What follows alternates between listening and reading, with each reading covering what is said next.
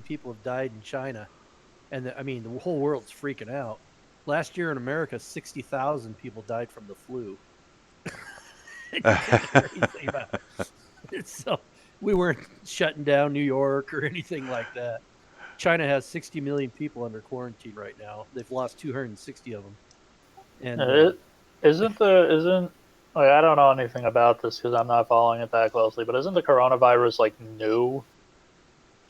oh yeah, it's Uh, new, and yeah, It's new, but it's not. It's new now because I think it developed because it's from like not properly cooked wild pork or something like that, it came and from like a seafood market in or Wuhan. seafood. Okay, something It yeah, like started that. as the a Yeah. seafood market, yeah. the And coronavirus at itself is a virus amongst the bat population.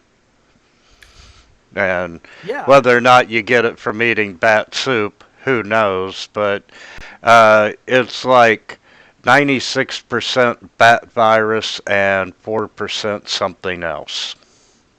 But but is yeah, this something we have like a vaccine or anything for? Soon, no, probably it's going to take a year. They said a it'd take year. it'd take 2 to 3 months to develop the vaccine, and then they go to trials, human trials. Then it'll be so basically it'll be ready for next year after it's no longer a problem.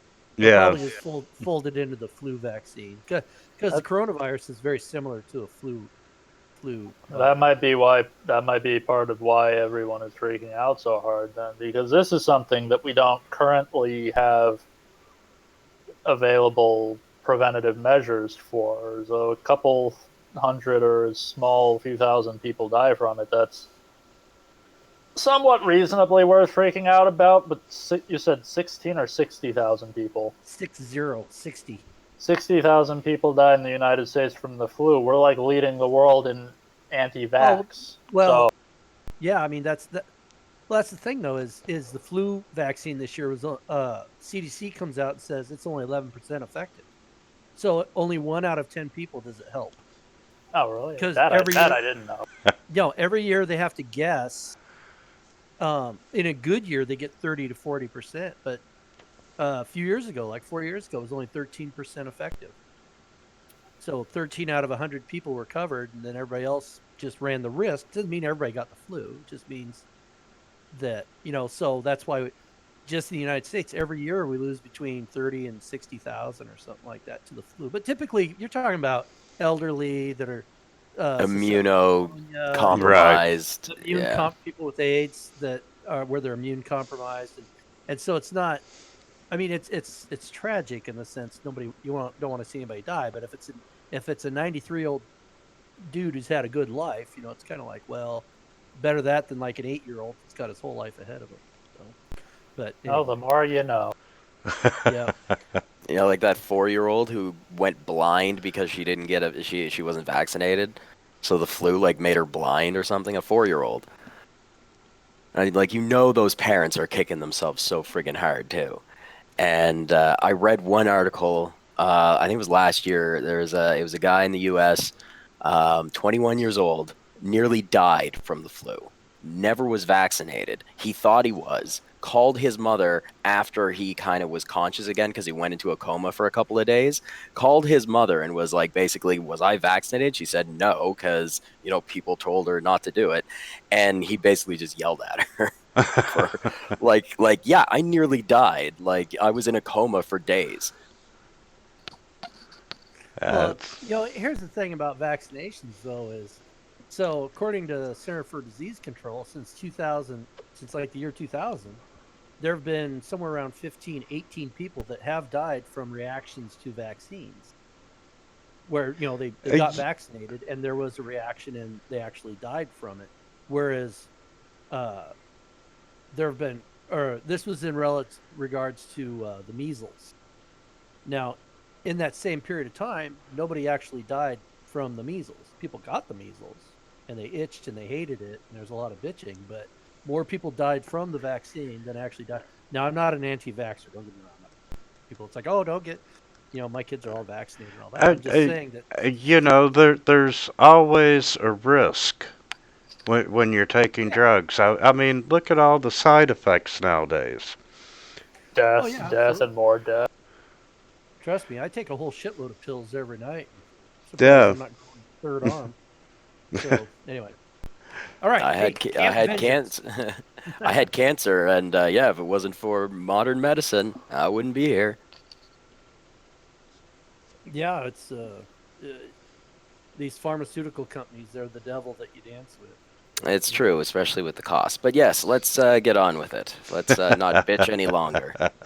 We'll be here literally all night. yeah, we can prove that Absolutely. sucks, and Alaska Airlines sucks, and facts, and blah blah blah. Let's kill a Really, dinosaur. really Killing a everything dinosaur. sucks if you look at it a certain way. There's really nothing super positive all the time. I'm Yeah. gonna have to cut the Except first maybe six. ice cream. Ice cream, I will. I'm gonna have to cut out the first 6 minutes before I upload to YouTube. Put it in bonus features at the end. Oh, like it. So there's only three of us. Are we going to survive? Who knows? You do have a guide, and you have that cleric that you're escorting, Undril. So, Something, something risk, something, something reward. yeah, absolutely. What the hell is Sean up to? I mean, he wasn't online in Discord that long ago. Like an hour ago, I don't think he was online. And now he is. But he's not here. No, and I sent him a text, and Uh, the new guy I've sent a couple of messages to over the past 3 days, no response. So, I did invite the other guy. So, well, if they get here, they get here. And if not, we'll have already defeated all the enemies and claimed all the XP. That's what I'm saying. It's just bingo. less XP we have to share right now. So higher risk, higher reward.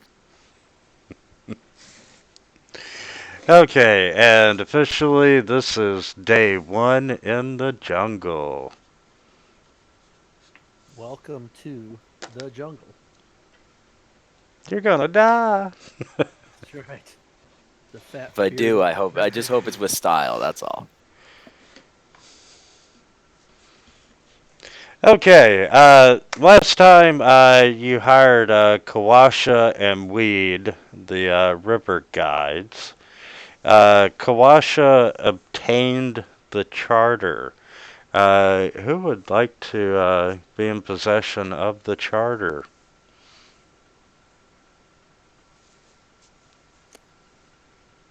I'll I'm a take it if poor no one choice. wants it, but I do not care. If somebody wants to have it, I don't need it. I can take it. just one of us gotta get it. So as long as we have it, we have it.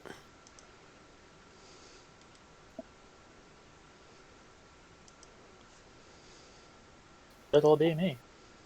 And I'm gonna throw it in your inventory there. Charter of Exploration.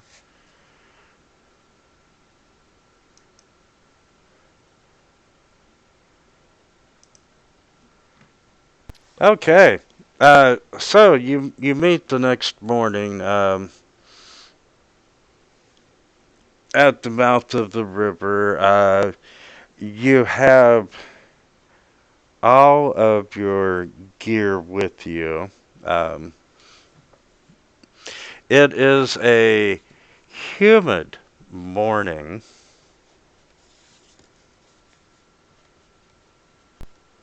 And the temperature, where the hell is that? Man, it's humid out here, huh?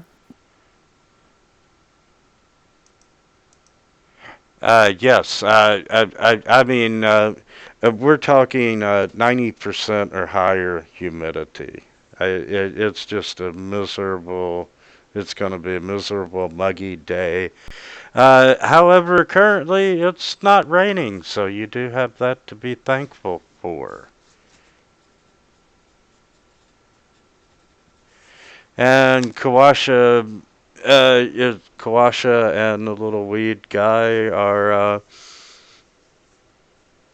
there at the boat. They're eager to guide you down the river. Undril, once again, who is I think she is half orc. Yeah, she's half orc. She's got her armor on. You can see all the Order of the Gauntlet insignia and so forth. There's no doubt what group she belongs with, and you are escorting her down the river to Camp Vengeance.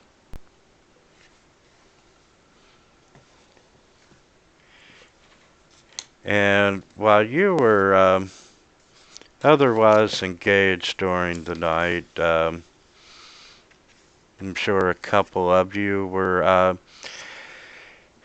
in the bar. Uh, you picked up on a couple of rumors.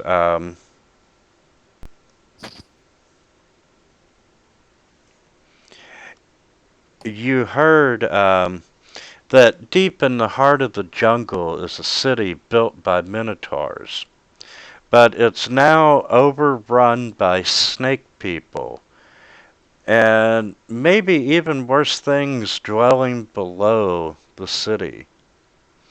And the one guy that was telling the story, he says, in visions I have seen strange devils screaming in the dark. Um,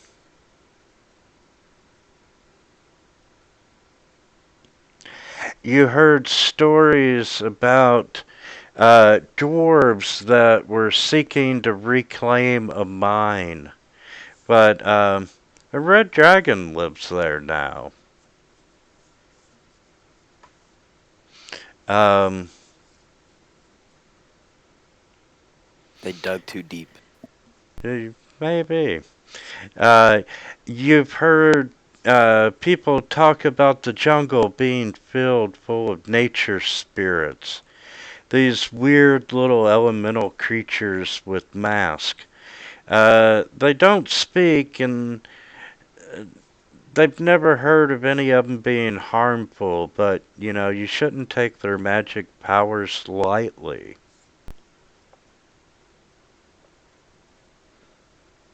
Um, you heard a story about some city folk were expecting the arrival of an airship called the Star Goddess. And it never arrived, and people are figuring that maybe it crashed in the jungle somewhere.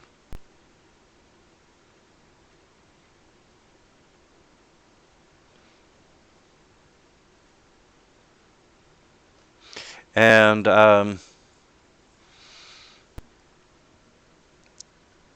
being seen with Undril in her Order of the Gauntlet attire, you heard people whisper about the Order of the Gauntlet and that they came here to cleanse the jungle of the undead. And, you know, they lost one of their encampments not too long ago, and they're just barely seem to be hanging on. And you can see their emissaries quite frequently heading up and down the river getting more supplies and Templars from the port. Um, you've heard a story of a blue mist with it's a mist with a blue tinge to it, and if you encounter it, it gives you a fever which drives people mad.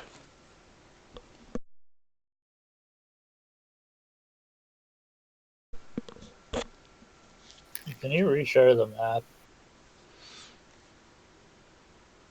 please? Yes, I sure can. So you heard a variety of rumors and stuff from the coming from the jungle. And player's map.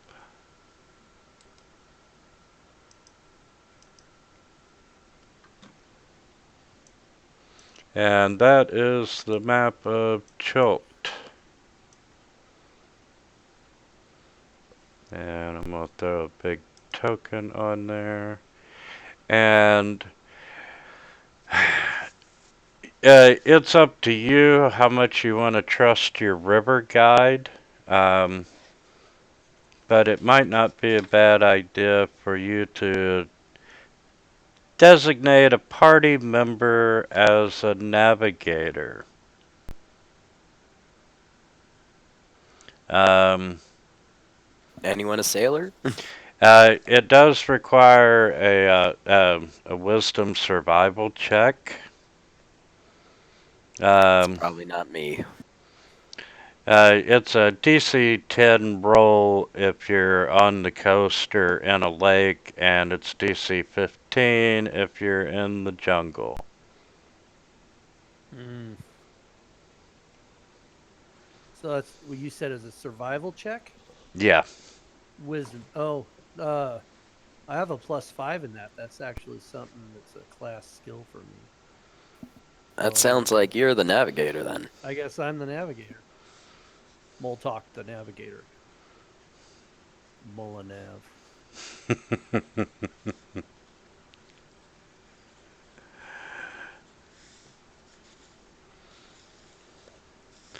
Okay, and The Mullinator. one more piece of housekeeping and then we can truly get started. And inventory.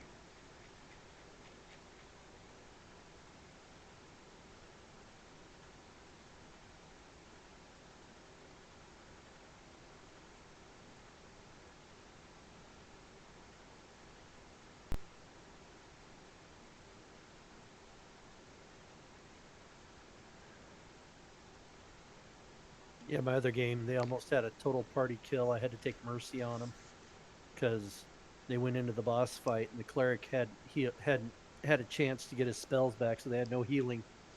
And they're like, "Oh yeah, we can do this. We can totally take these guys." And the cleric's like, "I think this is a bad idea," and they're like, "No, no, we got this." And it's like, the closet, it's invisible, it's killing me, I'm like, then you got to go into mercy mode, like, this is the dumbest party ever. All right. That's funny. So, I rolled so many nat 20s in my last game. Like, I think I got like 18 of them. It was ridiculous, like in combat. But there was a ton of kobolds, and they all have pack tactics, so it's gonna happen. They tried to just, nap in the middle of like the dungeon, even though everybody, like, there was bodies everywhere. And so they started pouring oil in underneath the doors of the room. Yeah, our barbarian came up like Human Torch. It was pretty funny. he's a flaming alpha. Oh yeah, he's basically a scab right now. He's a scab. Yeah. The life cleric did all he could. He kept everybody alive, but that was all he could do. So now they're trying to decide if we probably have to fight the boss, but everybody else is there because they were using Shatter and Thunder Wave. So they were like, okay, yeah, everybody knows we're here now. Now, do we go fight the boss or do we just leave? Run away, run away. And All right, so I say, well, we could always like get we can have our navigator and the guide. Can't they do both roles or something like that so they can converse? Maybe give one of them advantage or something.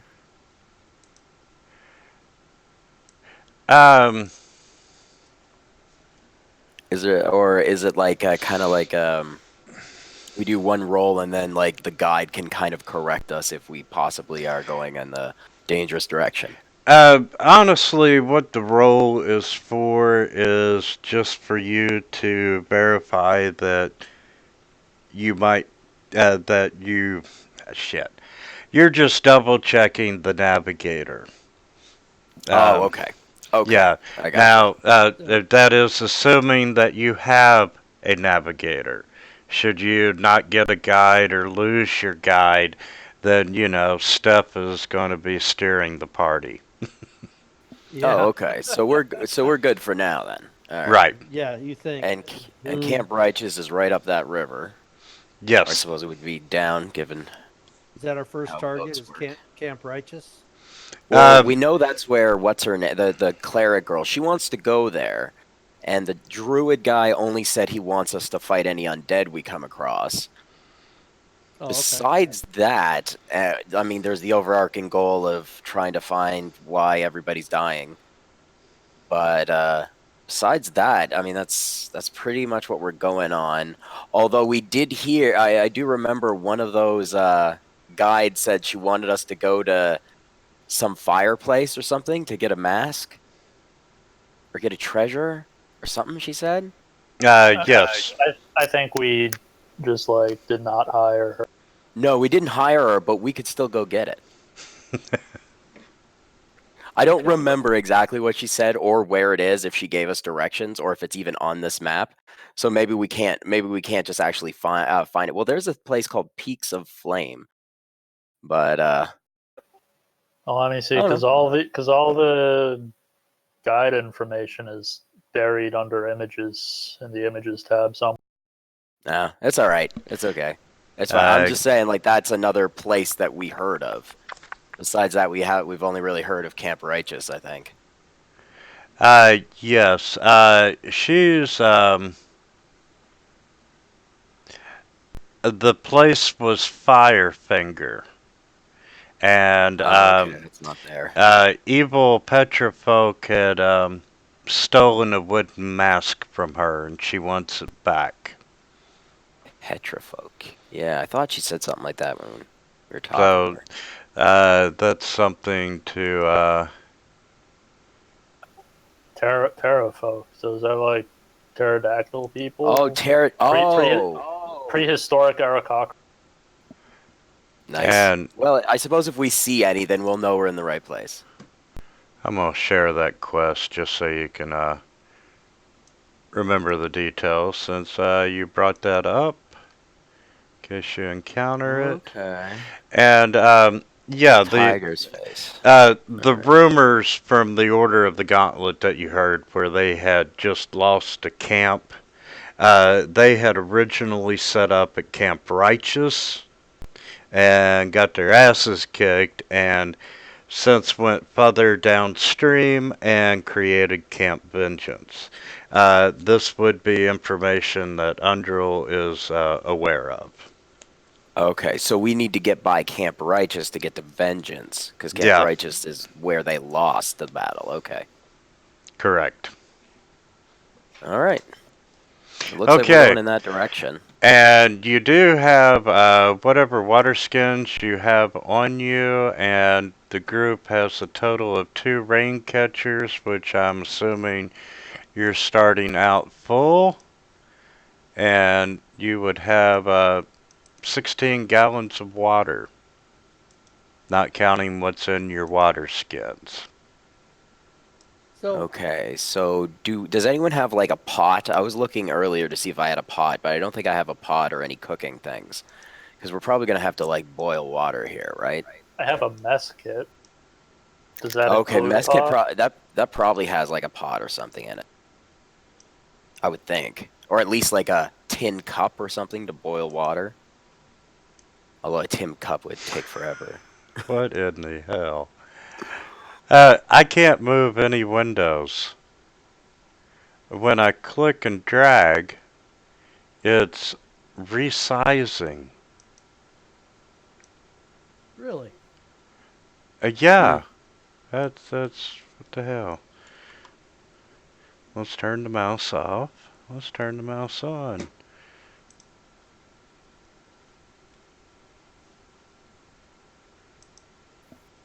I can close. Computers are so funny, huh? Oh, that is so weird. It's just doing it in Fantasy Grounds.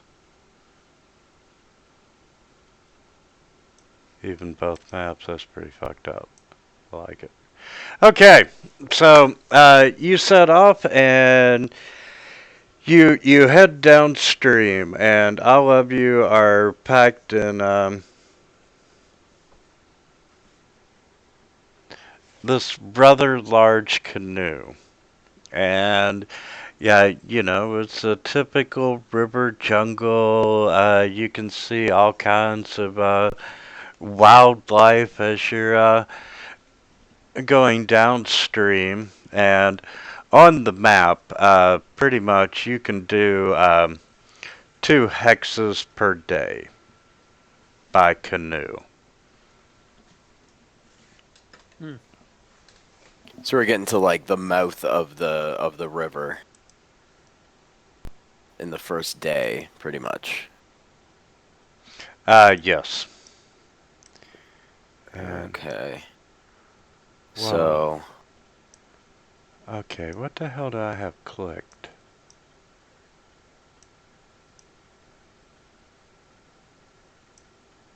All right, so it's about a week until we get to Camp Righteous at that rate, and another couple of days to get to Vengeance. Correct. And River's going to definitely be faster than going through a jungle. A lot less sweaty. Yep. Well, wait a minute. We're going upstream, so there's going to be some sweat involved.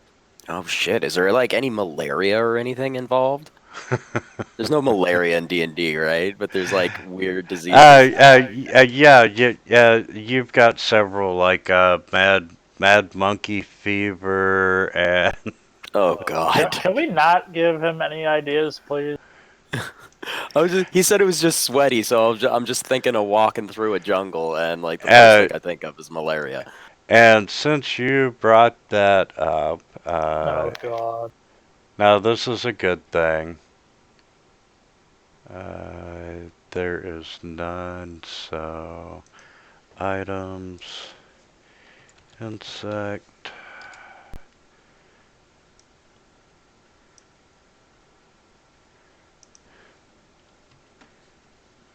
All right, and I am gonna buy an iron pot before we leave because I don't think I have anything like that. Okay. And if there's Mad Monkey Fever, I bet I'm gonna have to like boil some water, or I'm gonna get a tapeworm that turns into a dinosaur or something. Absolutely. In the party sheet, I have put 6 things of insect repellent, which is a salve. It each thing gives you 20 applications. It is waterproof, so it does not wash off in the rain. And there is also an incense block that repels within 20 feet. Oh, so for resting. Yes, it does. It does burn for 8 hours. Okay. Now, just as a side, were we supposed to get that before we left, or did we have to, like, find out about it first? I meant to make sure that it was part of the initial party supplies. Okay. So, if you want any more, or you need anything else, now is the time to get it. Well, I did get an iron pot, so I do have an iron pot. So, any last minute shopping? Okay, anything else we need? Do we need sunblock? Is there like sunblock? Is that a thing? No, there's not skin cancer in this game. Okay. Okay. No skin cancer. There's mad monkey disease.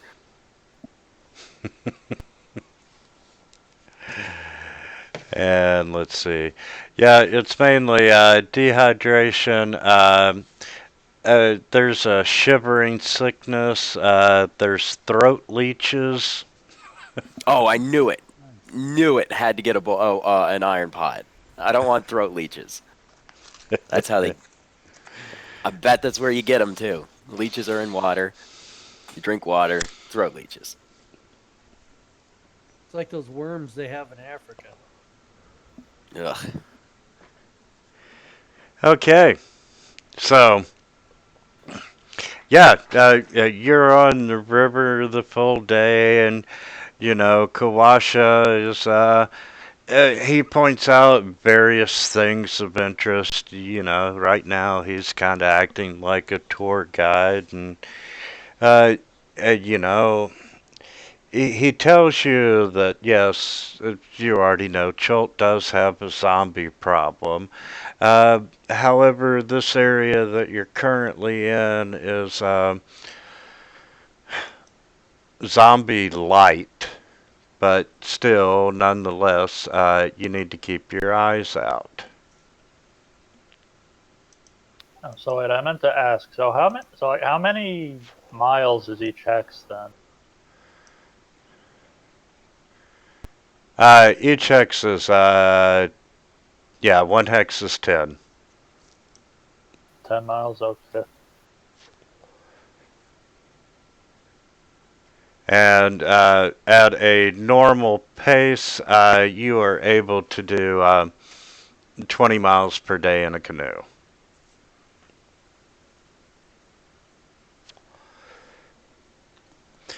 And you know, so far it's what you would expect on a jungle river, overgrown trees, hints of wildlife, all kinds of sounds. And it starts to get dark. You know, the sun is starting to set over the tallest mountain peaks, and you start looking for a place to set up camp for the night.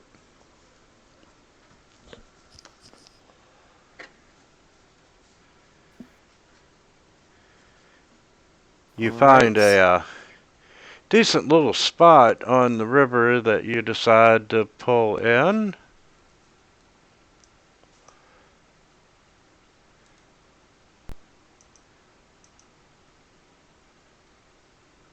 Oh God, with all my That is a computer huge problems, ass fucking map. my heart jumped into my chest. I was like, oh my God, what the hell just happened? Yeah, that just ate my whole screen. Yeah, me too. Sorry. Friggin' Chult.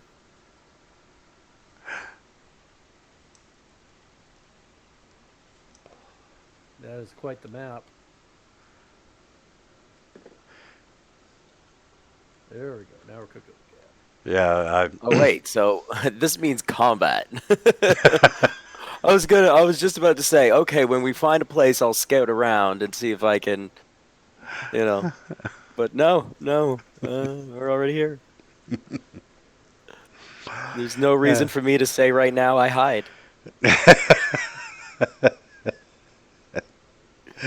okay, so uh, you scouted around. You found a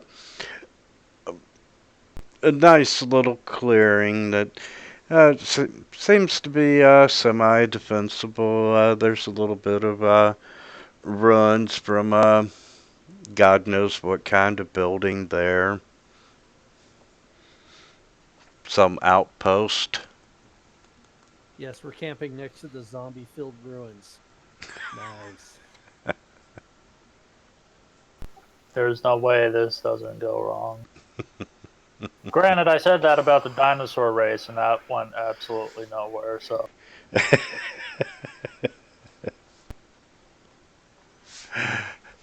Okay.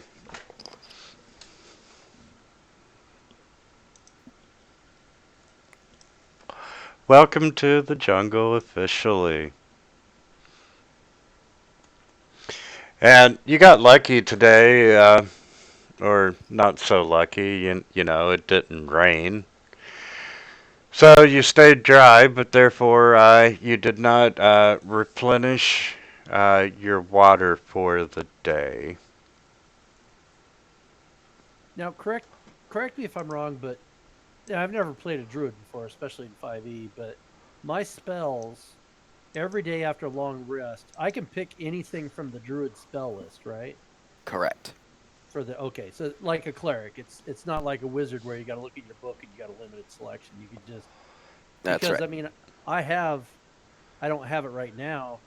I have Goodberry, Entangle, and Cure Wounds, but I could like instead of Goodberry, I could take Create Water if Y- we needed it. yes. Yep, So, you most certainly could. is that something that I need up to 10 gallons of clean water? Um, so I think And good berry's always good because it basically like it gives you that ration for the whole day. With water, I don't know. We could probably drink what we have. I think they would. I don't know if the water spoils if that's anything that we're doing, but I don't know. You no, the probably don't want to take both. And Goodberry has the bonus of giving a hit point. But yeah, we might have to do that. Like that might have to be a thing we do. if we get desperate. Yeah. So, but in the meantime, I mean, we're on a river. We could boil the water in the iron pot to purify it, and then Yeah. fill our water flasks. I guess that's yes, kind of just our Yeah. daily That's ritual. get that pot. Yeah. And we can set up the rain catchers too in case it rains during the night or something. Yeah, I have 2 water skins. Probably should have beefed that up. Oh well. I got a couple too, but our party sheet also has another water skin in it. Oh, okay. Yeah. yeah. And then you got the 2 rain catchers, which 2 gallons per hour, and they'll hold 8 gallons total. How many gallons are we supposed to be drinking a day? Each? Two 2 gallons. That's crazy. 2 gallons. I've lived in the desert. there's, there's no way I drank 2 gallons a day. Yeah, that That is a lot of freaking water in the jungle. I think the Doom's just being unreasonable at this point. Just saying. Anyway, yeah, just a bit. Okay, who's taking first watch? Well, oh no, shit, I'm half elf, so I don't trance. But I can take first watch. I'm good with first watch, unless like I have dark vision, so I don't know if everybody does. So I I'm can a take human, later. so I do not. Yeah, so if you prefer to have first watch because it might be lighter, I don't know. I don't know if it Yeah, matters. sure. I can take first watch. I'm a dwarf, so I have. I think I have some sort of night Yeah. vision thing. You would have dark vision, yeah. Yep. That's all it is in this edition, dark vision. That covers pretty much everything. Oh, okay. No infravision, no low light vision. It's not like you're the predator running around looking at stuff in different spectrum. No. So Diego second, Moltok third. Moltok's third, and then does Undril. There is a version of dark vision that you see everything in red instead of gray. Isn't that I just don't infrared? remember what it's tied to.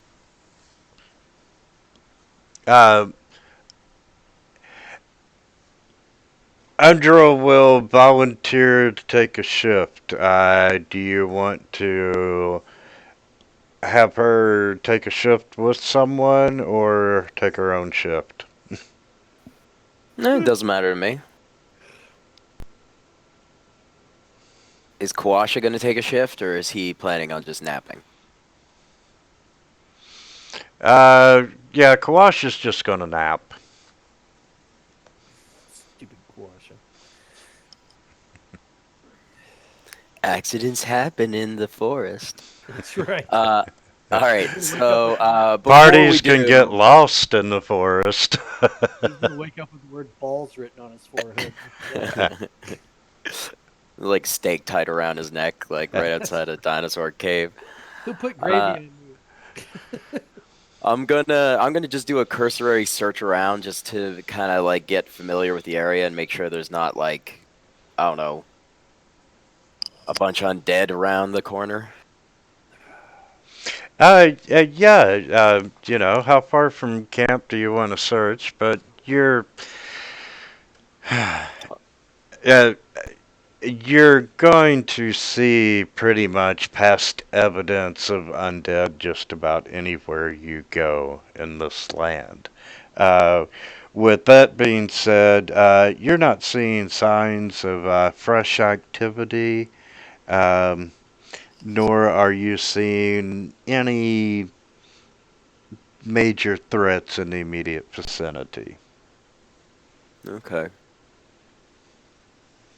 You know, you are in the jungle, there's snakes and dinosaurs and God knows what else that might pop out at you.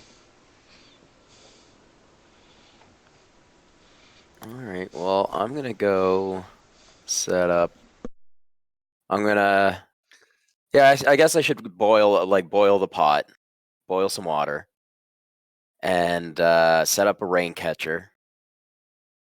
And then I'll probably set up. I'll try to set up this place. So I'll nap over here, up against the wall, underneath some ferns. But yeah, first I'll boil some water, set up the rain catcher. Okay, yeah, what are the rest of you all going to do? The mess kit includes iron pot, right?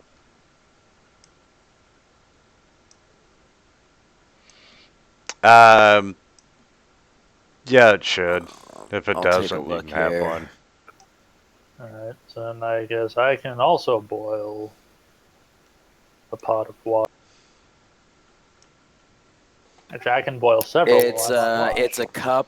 It's a cup, simple cutlery, and it clamps together and can be used as a cooking pan, and the other a plate or shallow bowl.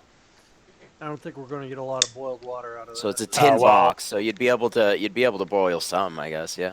well, fuck that. Then I'll borrow yours when you're done, and I'll boil a couple more pots of water while I'm. Well, go ahead and add one to your party sheet, because, you know, that would be part of probably the basic supplies that, you know, she purchased as the group, because you all would have to eat and so forth.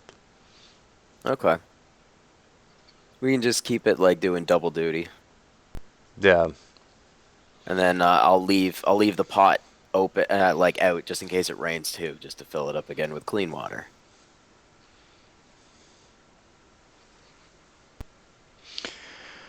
Okay, so yeah, you all managed to boil enough of the river water that you know you feel safe, and even Quash is like, yeah, it should be safe enough to drink. And when the sun goes down, the jungle explodes with sound. You can hear howler monkeys and all kinds of unique animal noises. Off in the distance, you can hear faint roars that you just can't identify, and I mean it's amazing how not quiet it is in the jungle at night. And you know, once you've restocked your water supplies and so forth, you take watch, and Andrel, you know, she's more than happy to take a watch, so she goes after you, Diego. And, uh, let's see, probably more over toward the ruins. And, you know, Kawash is laying down over towards you, Diego. Weeds, doing this weird little sleep that plants do, and once again, all day long, the only thing you've heard from Weed have been these clicks and hisses and slaps on the chest.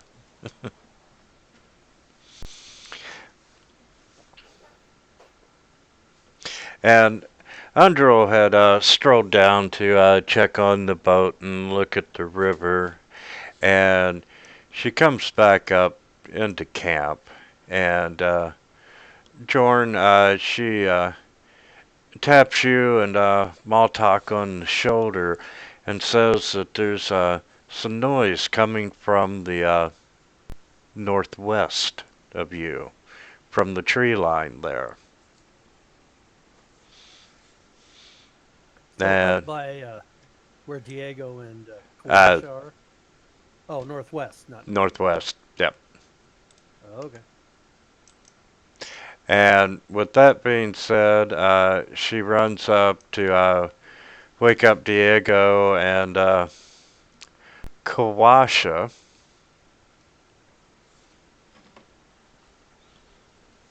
So Diego, you feel the hand on the shoulder and, hey, we've got company coming.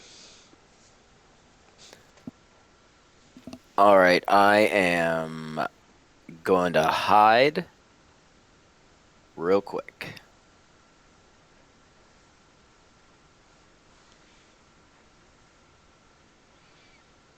Okay. And then I will get my weapons ready and just stay alert in the direction that she identifies. Yeah, And she pointed to the tree line, and she is gonna run around behind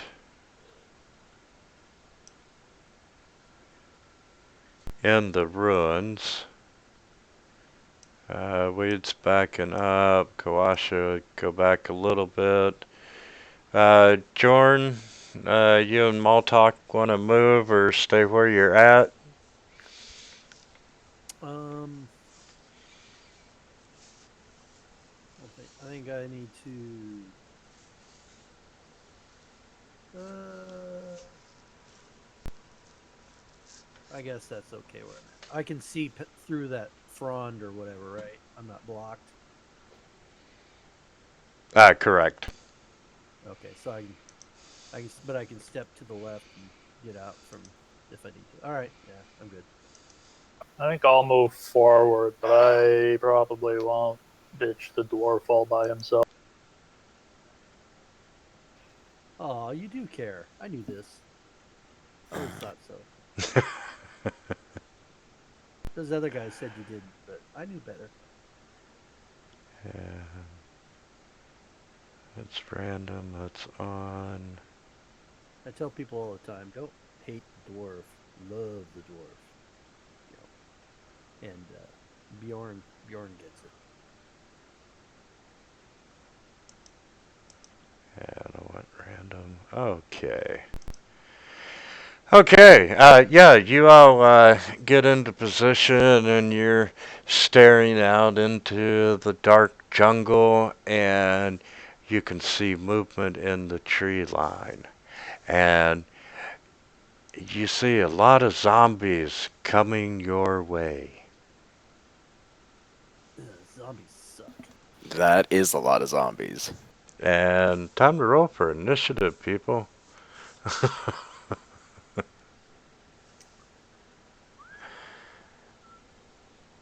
Ooh.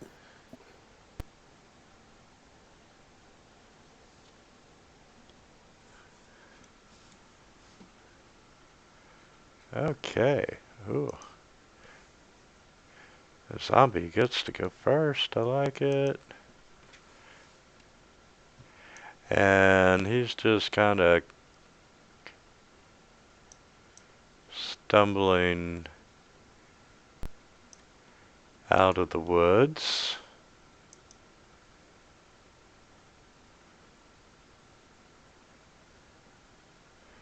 Weed's gonna come up, come behind Undril. Maltok. I am going to cast a spell, Entangle. It says a 20-foot square. Does that mean a 4x4? Yes. But yes, it Uh, does. okay, so let's see here. I guess I want it to be. hmm,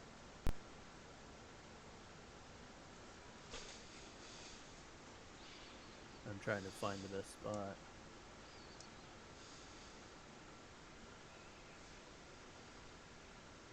I guess I'll center it right there.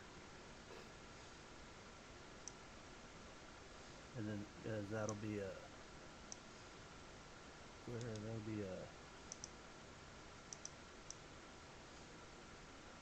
oh, no, that's not right. And before we get too deep into combat, I have a question. Yeah. How the fuck do you set up versatile weapons? There should be hand icons in the weapon section. Yeah, I have I think- that. The problem that I'm having is that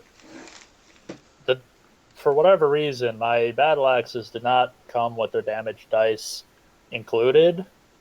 So I'm trying to set up the damage, and I can't change the damage for the two-handed version.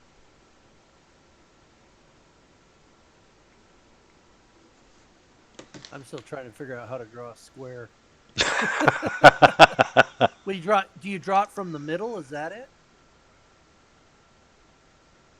Like, okay, I see. Okay, so there, that is where I'm going to center it. That's only 10 feet, though. Well, it says it's a 20-foot square. These are 5-foot squares, right? It's a 10-foot diameter or radius. 10-foot radius. Radius Square, is This says yeah, a 20 okay. foot. If it's 10-foot radius, yeah, I guess. Yeah. Yeah. So, and then what do I do? It says a creature in the area. Oh, yeah, that's right. Yeah. Never mind. So Yeah. do I select all of those guys and then cast? Is that it? Yes. Okay, so I do that. I go there. Go here. Go here. Cast like that. Okay. All but one made their saving throw. Fuckers. All right, and then I assume that's my turn. Let's see. You should have an effect for entangle. Do I? Oh, do I? So do I go ahead and click the effect button and it automatically applies it? Like Yes. drag it on top of him, yeah. Yeah, you can drag or drop or just click if they're selected. If he's targeted, yeah. Oh, all right. Okay, I guess, and then, I guess that's the end of my turn, or do I move also, right? Yeah, you can still move. Okay, And you have a right. bonus action if there's something that you can do a bonus action for. Oh, okay. Well, let's see here. So my movement is listed. I don't know where. 25 for a dwarf, I believe. There it is. Speed 25. Okay. I'm gonna go.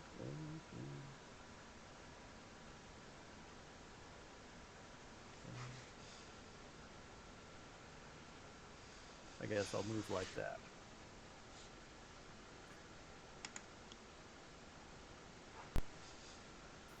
Alright, All right, I well, fucking figured it out. That was useless.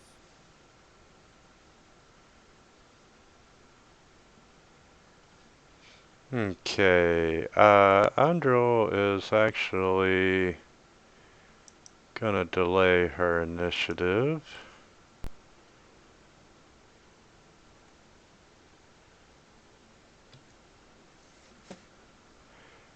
And Jorn, you're up.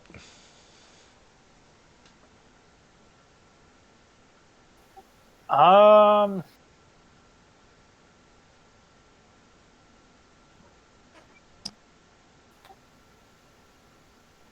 I think all I'm probably really gonna do is scoot up that away and prepare to meet my foes in combat.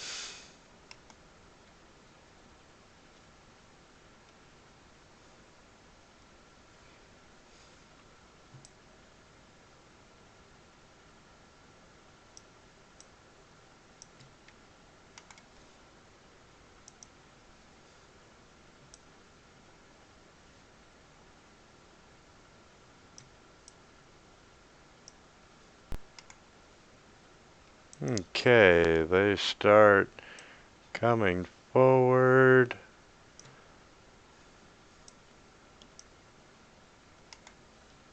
Now, what does restrained actually mean? Ah, that's right. 5. That would be back there, I believe. Anyway.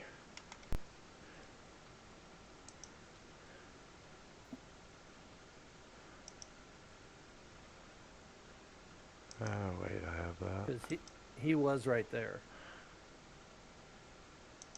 Ah, thank you.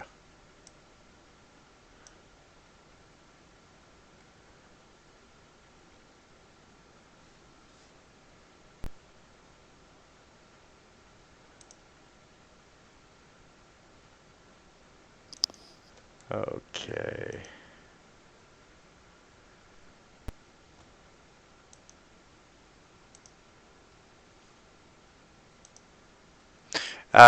Okay. Restrained. His speed becomes 0. He can't move. Oh, okay. Well, there's that. And Kind of wish so I'd that was restrained more 5. than one.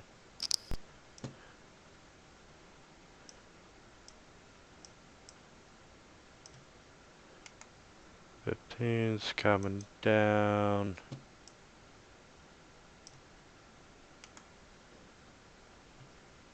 That would be 15. That's 20.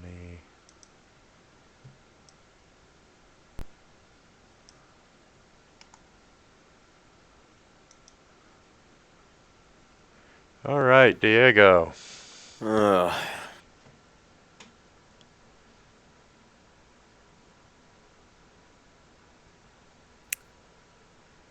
Well, still a little too far away for my liking. And a little too close as well.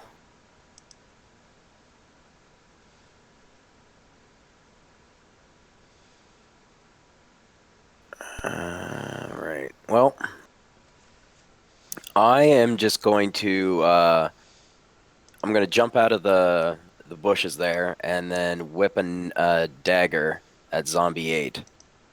Now, was I hidden from him? Do I get advantage on this attack? Yes, you had a very decent stealth roll. Excellent.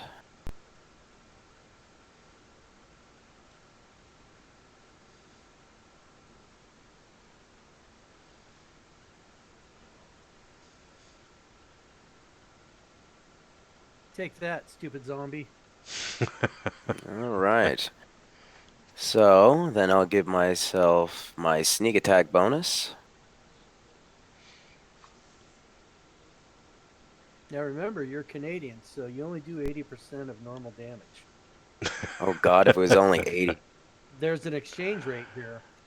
Americans, everybody know Americans kick ass and do more damage on zombies than Canadians. That's the way it is. So, Okay, so 6. I guess that's it.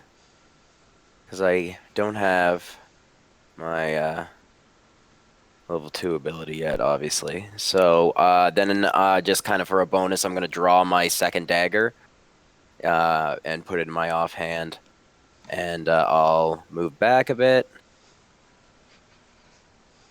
And and then that'll be it. Okay. Kawasha is gonna come up.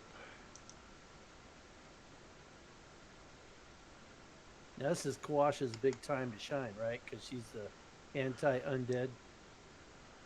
So she should just be like a big lawnmower plowing through Yeah, I the hope undead. so. I mean, the guy I hit is still pretty well healthy, and there's a lot of them. Fireball.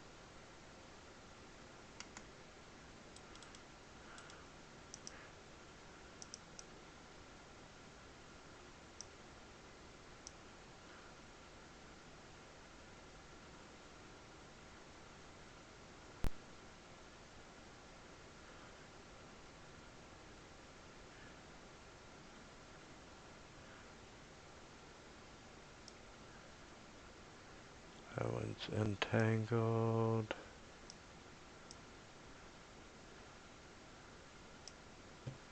Okay, he is gonna target 3.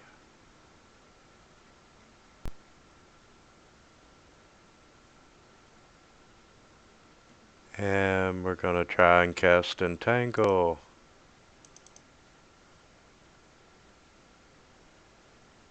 And 2 of them fail.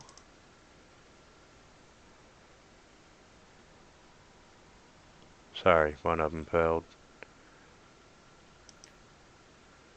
And then we're gonna step back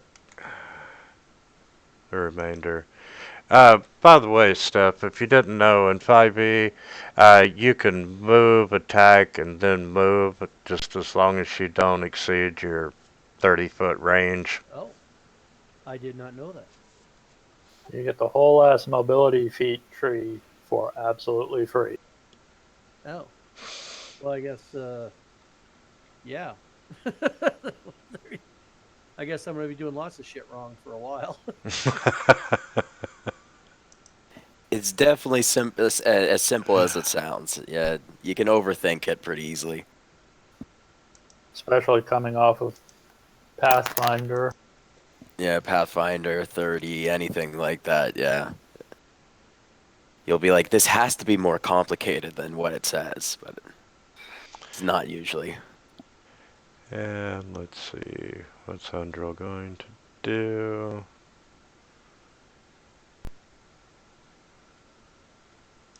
They had some head developer for 5th edition.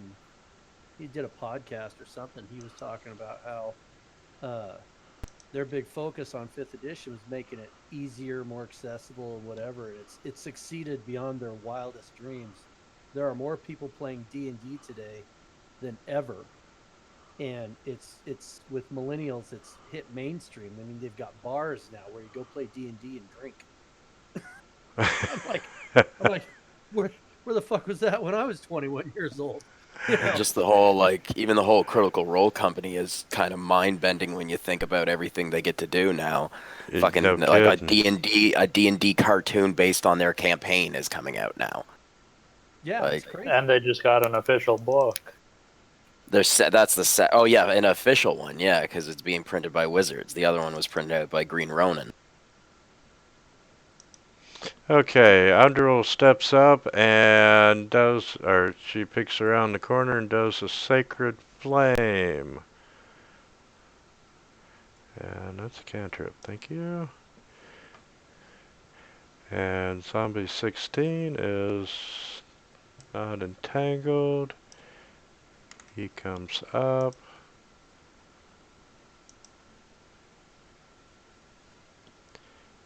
Eight is not entangled.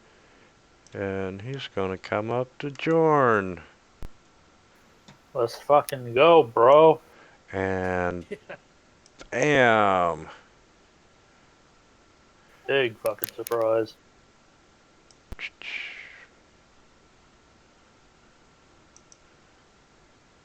Alright, weeds staying where weeds at. So I still have one more first level spell slot. I can cast Entangle again, right? Or I have to cast one of the other ones. No, you can cast it again if you want. Okay, well I'm just not sure. Yeah. I have Thunder Wave, Good Berry, Entangle, and Cure Wounds. I can either save the Cure Wounds for when Bjorn gets ground underneath The heel of a zombie. the sheer weight of the zombies that are. You could probably get a good hit with that Thunder Wave too. Yeah, the problem is Thunder Wave. You kind of need them all clustered together. Right now they're all sprawled out. So I think I'm going to save my first level spell. What I can do is I can cast Shillelagh. Shillelagh. Shillelagh. Yep, I can cast Shillelagh on my quarterstaff. And so, yeah, I will That's a bonus action, so you still have your main action. cast that. Oh, what the fuck? No, that didn't work. I just attacked a zombie 80 feet away with shillelagh. Uh, Um, I just needed to put it on my quarterstaff. Oh, just put it on yourself, like the effect. Oh, okay. Is that how it works? I can't remember. I had it on a druid at one point, but I don't remember now. Let's do this. Let's do the effect. I might have had to write something, but I don't know if there is something. yeah, just drag the effect, but you do have to apply the damage when you hit. Okay, so I'm gonna. So I cast it on my quarterstaff. So I put the effect on myself. Correct. And I moved up, and then now I can attack zombie 8. Is that right? But now I just do my regular quarterstaff attack, and it'll. Is that how that works? Um, If there's an effect. I got a 2 and I Oh. missed. So. Well, definitely the effect's not getting in because Shillelagh gives you your wisdom bonus to hit, so you're not using your strength. Oh, so what if so I should have So done? hold on just a second. I'm gonna modify your effect. I might have wrote one for Shillelagh when I played my druid, so I don't know if there is one, but there could be one. I mean, Rob Tui's stuff usually has something good. He's got the damage set up, but not the it's just a notification effect. Oh, 1d8 okay, plus yeah. 3. You might have to just like create a Shillelagh weapon. Take that effect off, Well, and there's a separate damage effect. okay, you got it now. Yeah, that looks right. Yep. So okay, so now when I cast it, oh, I see. There's the attack. So if I, oh, Yeah, I see. So I just done this one here. Okay, now I got it. All right. So, but I'm willing to live with the fact that I missed.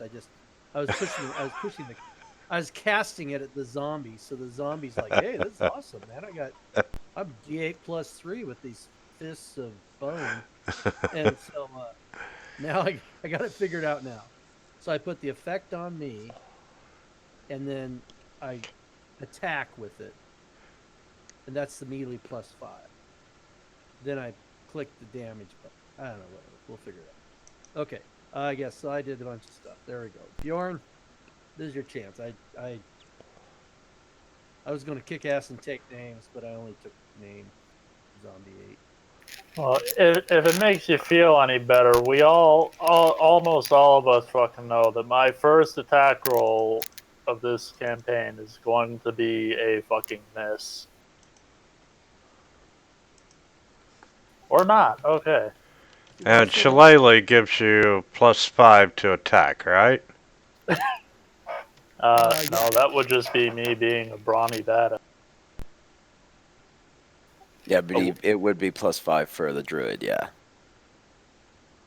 Because it's proficiency and then his wisdom. Okay, so we'll try that modified effect. Yeah, cool. I actually did shit on the first turn. I'm so proud of you. I'm so proud of me too. Okay, zombie 10 is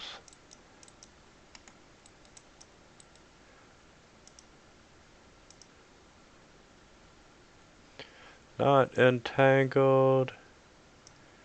And he's coming down, he's 20. 19 is not. He's coming over. 5 can't move. 15 can.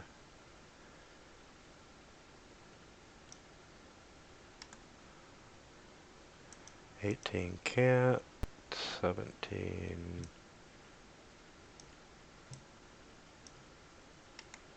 Seems like an awful lot of zombies. Saying. Yeah. Oh, we're just getting started. I'm.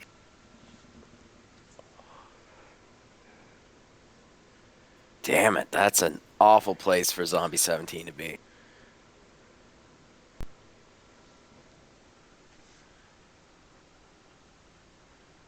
Like awful for you or awful for Zombie 17? For me, I was gonna say, Zombie 17 seems okay with it. Just saying. Zombie 17's like, yeah, this I'm fine with. Yeah, it's cool. because I can't. Well, they just went, so maybe somebody will save me. Alright, so I'll go here.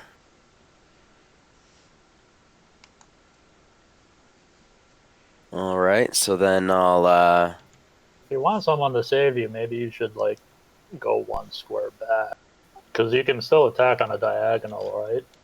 I can, but I won't get sneak attack on that zombie, but I will on zombie 8. Okay, so you're going for Zombie 8. Yeah. So, alright, so just, yeah, so rapier. Ugh. Alright, and offhand with the dagger. Hey, alright. There you go. So I get my sneak attack bonus.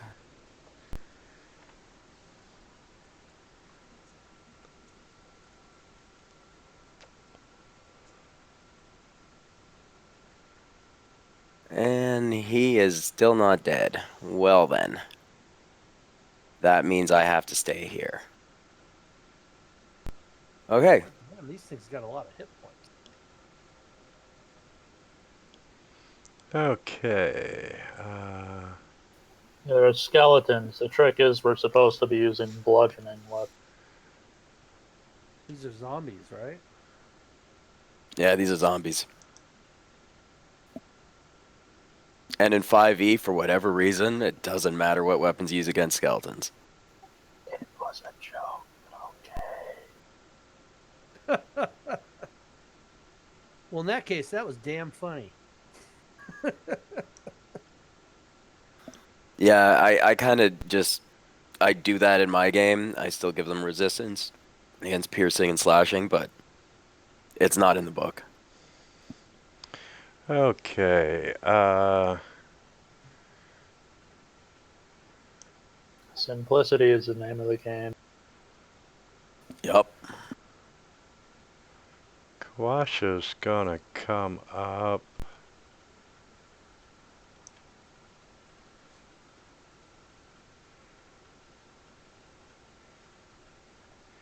And that is a 15-foot cube.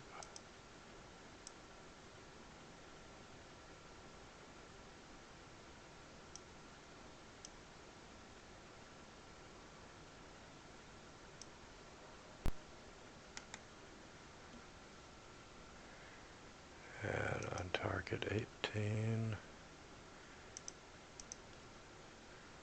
And he's going to cast Thunder Wave.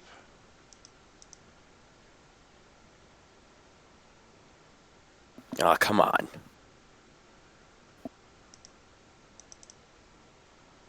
I need the other one pushed away. Well, hey, he tried. Honestly, it wouldn't have mattered. Like, he would have went again before I got a chance to move. And boom.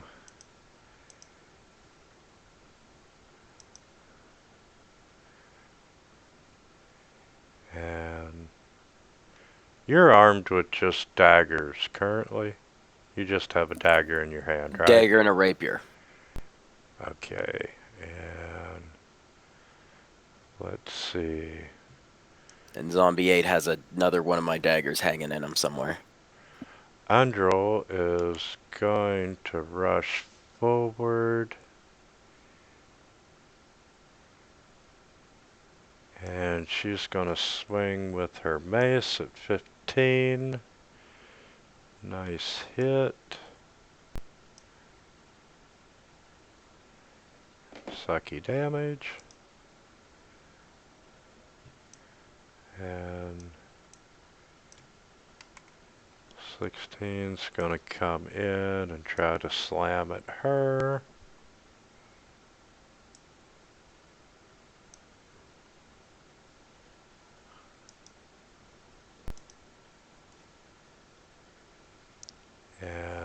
Gee, I wonder who 8's going after. And Jorn, you're able to easily miss. Weed's still hiding. I'll talk. Time for mall talk to rock and roll. All right. This time I think I got this shillelagh thing down. So if I just okay, so I'm going to attack. There you go. Nice. And then Whoa, plus 10. I just roll damage then. That's actually why the plus 10. What's that? Okay. You rolled a 20. It doesn't matter. Worry about it later.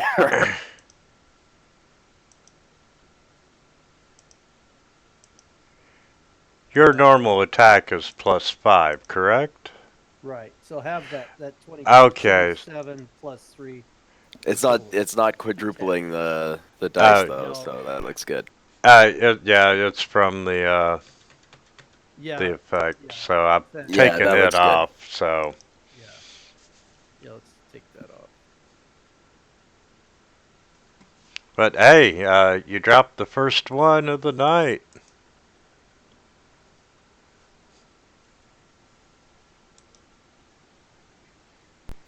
One down. How many more to go?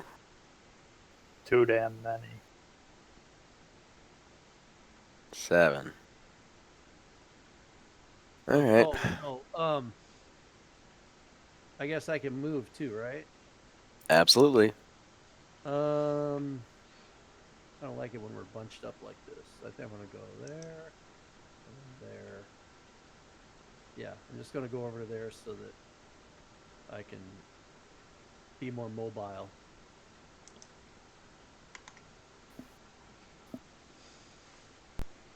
Bjorn, this is your big chance.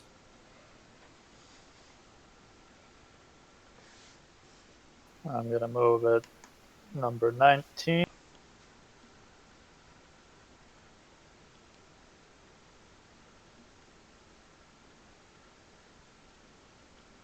And deal all of 5 damage.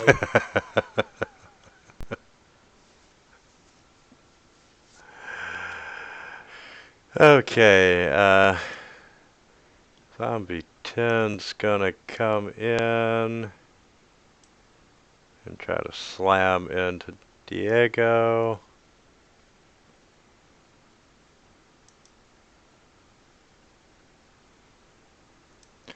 $19, and that's a hit.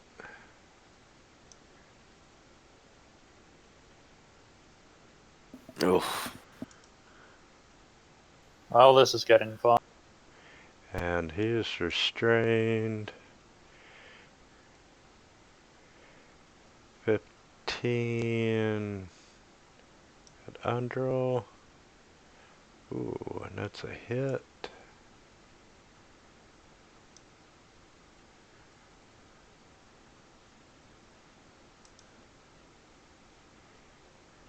Eighteen's restrained. 17. Hello, Kawasha.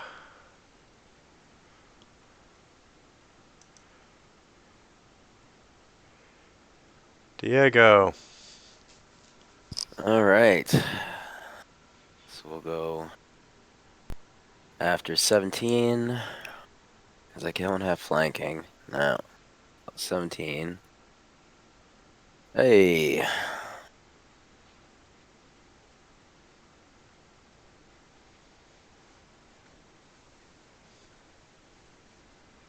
There you go. Damn. Nice. Boom. There we are. And then I will offhand into 10.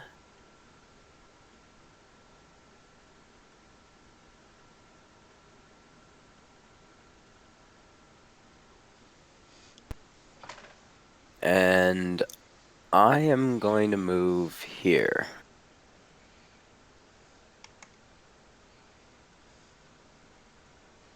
Right, so is there something we should be aware of with instant death, or do these things just have it roughly 12 hit? I think if they don't get hit by a certain amount and I don't know exactly what amount it is. He can roll a dice, like a D8 or something, and if it ends up being a 1 or a 2 or something, they stand back up with 1 hit point. Oh, okay, so this is just a zombie thing. Yeah. Fun. I'm pretty sure that's what it is. I can't remember the exact rules to it, but there's some kind of rule that like lets them stay up with 1 hit point. Yes, they do have undead fortitude. So they have to make a Constitution saving throw, and unless the damage is radiant or from a critical hit, if they succeed, they drop to 1 hit point instead.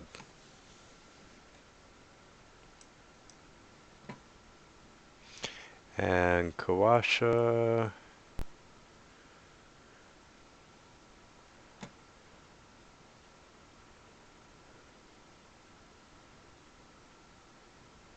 And why does Maltac have Shillelagh twice?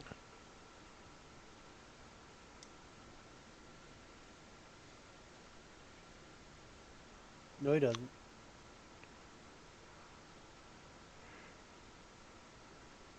This is not the shillelagh you're looking for. This is not the Shillelagh I'm looking for. Okay, Well, I was and playing around with it. I accidentally put the effect on myself twice. Did Kawasha just attack himself in this? Kawasha come up. No, he's trying to attack zombie number 10, which he does land a nice critical hit, and whopping 5 points of damage. Some crit.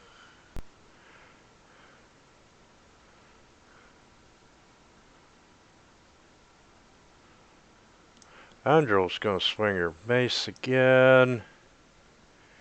That's a nice, decent hit.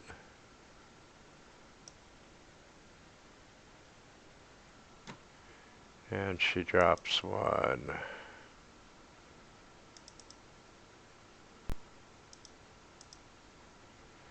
And 16's gonna try to slam into her.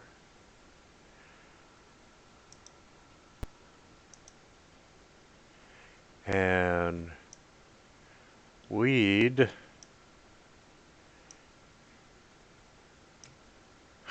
Love the diagonal 5 foot. Is gonna run forward, and he's going to attack number 10 with his claws. And he does hit, and you can see parts of zombie flesh come off of him. And Steph, you're up. Okay, I guess You got 2 Shillelaghs again. God damn it! It's Wait, I got it. I gotta modify Okay. the effect on your character sheet. Yeah, I need to get rid of the damage also. It won't. So is there a reason I can't edit it? Like it's super secret or something? Or No. All you need to do is click the button, the magnifying glass. oh, I see. Okay. Yeah, because I need to get rid of that. There we go.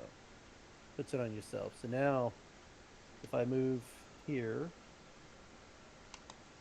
and then I pick this guy, then I attack, hit, and then I damage.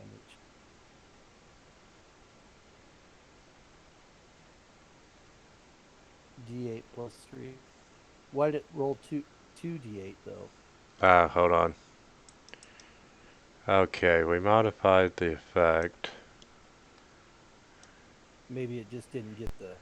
and untarget that zombie, but roll your damage again.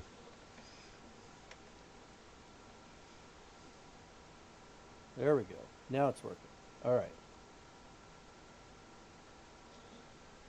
All right. So it should have been 5 plus 3. It should have taken 8 points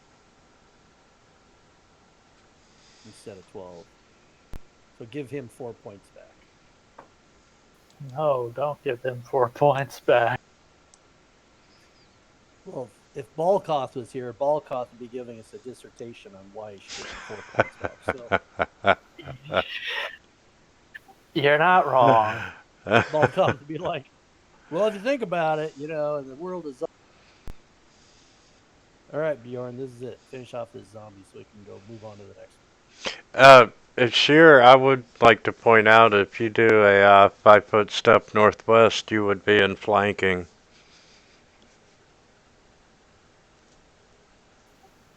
Remind me, does that mean jack shit if I don't have sneak attack in 5th? You get to roll at advantage to hit. Okay. Now, do 5-foot steps work in 5th edition? No. No, they do not. They do not really exist. Except for in the sense that you move 5 feet. Okay. So the real question is, if I move 5 feet, am I going to eat 2 attacks of opportunity? No. Attacks You of will not. opportunity only occur when you leave a threatened area. So since they can still hit you, you're good to go. So in 5th edition, when you say threatened area, that means all the squares around the zombie. You can move freely around him. It's when you step away that he gets a Yeah. whack Right. at you. Okay. All right. Or if they have like reach or something, right? Correct. Then it might be a longer distance.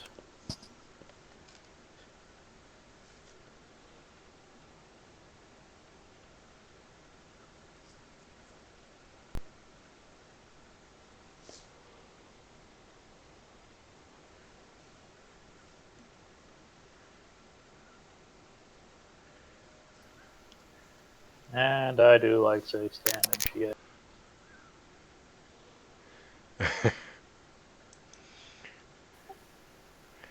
Right. Well, I wasn't quite done with I'm my sorry. turn. I didn't.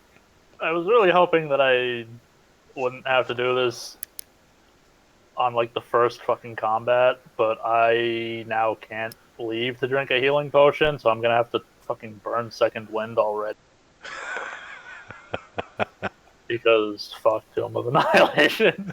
Yeah, man. Do it though. It gets back on a short rest, I believe. So I wouldn't be worried about it.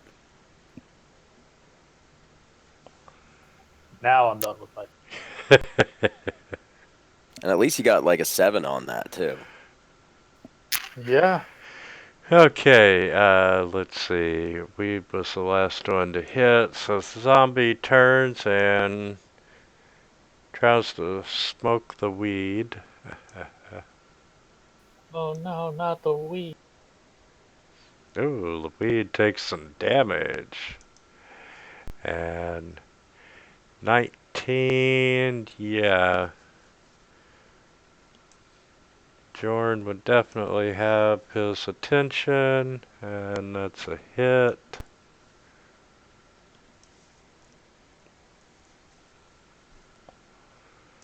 Zombie number 5's restrained, 18's restrained. Diego.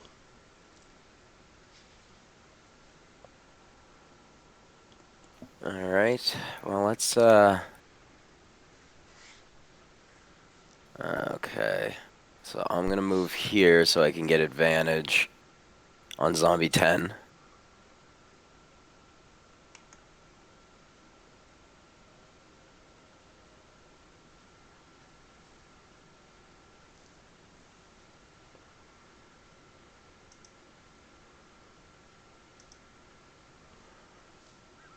Nice. Very good. All right. And then I'll whip around and offhand with the dagger into 19. Yep, is he coming in for the cleanup? Hey. Hey! I'm gonna do something do it in fancy flourish style then. And then I can move now because nobody's gonna stop me. So I'm gonna start moving this way.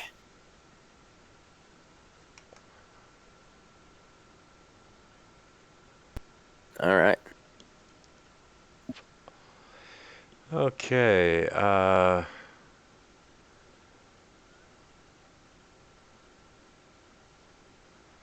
Kawasha is gonna come up and attack with the quarterstaff.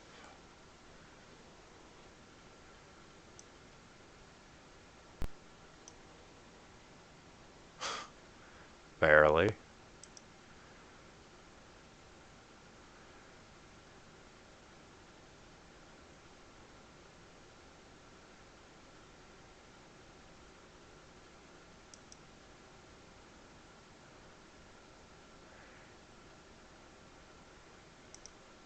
Let's see, Undrill's going to swing with her mace. Should have moved so I could get flanking.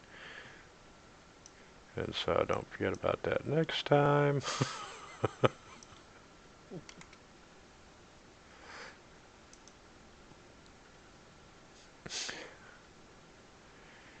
And Zombie 16 is going to go after Kawasha. Did you roll damage? I don't think you said attack 8 at zombie 16 hit, but I don't think you ever. Ooh, no, I didn't. So you might roll damage before you go crazy on Kawasha. Or not. I mean, you know, it works, whatever works for you. Weed's gonna step up and let those claws go again. And he misses horribly. Okay. I guess I'm going to go move to there.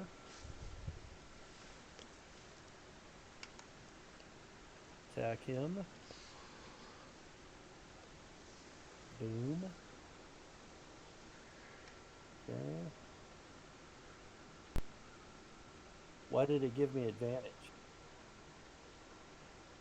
Oh, because it's entangled? Yes. Okay. So I hit.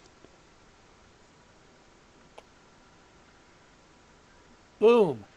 That's how the Mullinator rolls. All right, Bjorn, I left you one.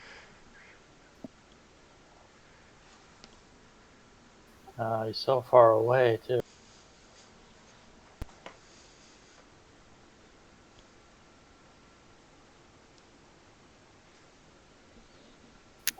And so I'm going to head up to Zombie 5.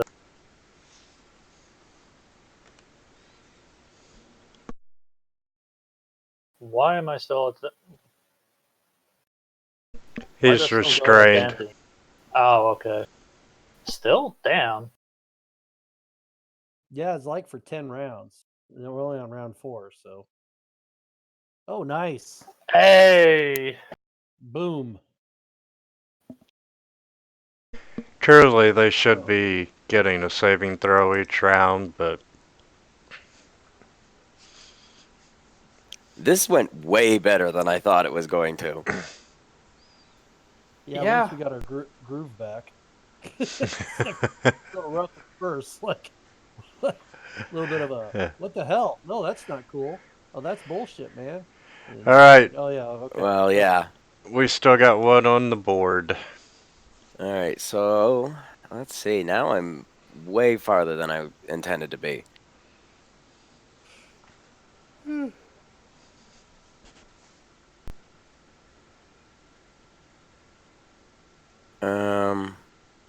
Yeah, I'm just gonna double move right here in case he happens to survive until my next turn.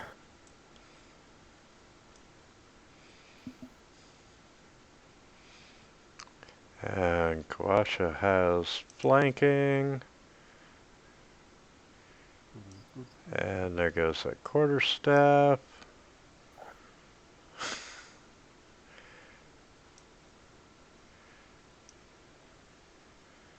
Oh, God. Your ability to damage zombies is that good. Hundrel's got flanking. That's better. Come on, give me better.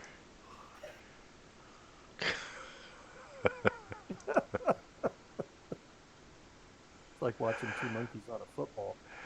And he's gonna attack weed and miss. Come on, weed, you can do it.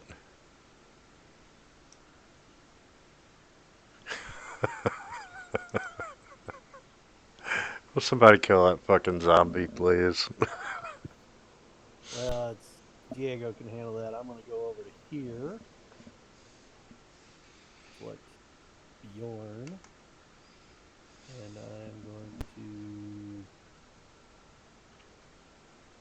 to heal Bjorn. Oh, really? Oh, well. Well, there you go. That'd be my second spell slot for the day. And then I guess I'm done. All right, Bjorn, you're all feeling frisky and stuff if you want to get in there and whoop up on that zombie. Do we even actually finish that long rest? No, not yet. This happened like on the first watch, so.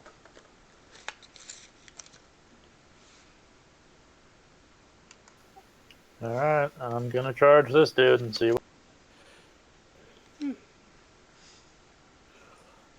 There's the one! I've been waiting for that shit all night. Alright, it's out of the way. Come on, Diego, this is it. Number 5 is the key. All right.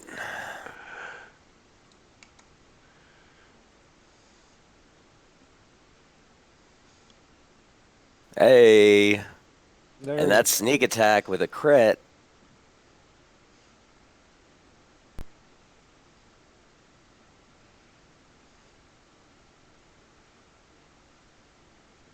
There you go. Yeah. Fucking rogues, man. Look at that.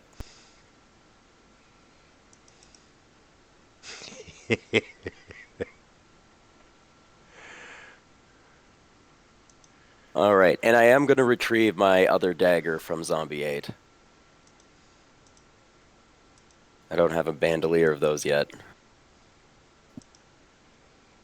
No problem, and have some experience points. Yay. Yeah, that's pretty good. That's like a third of the way to level 2.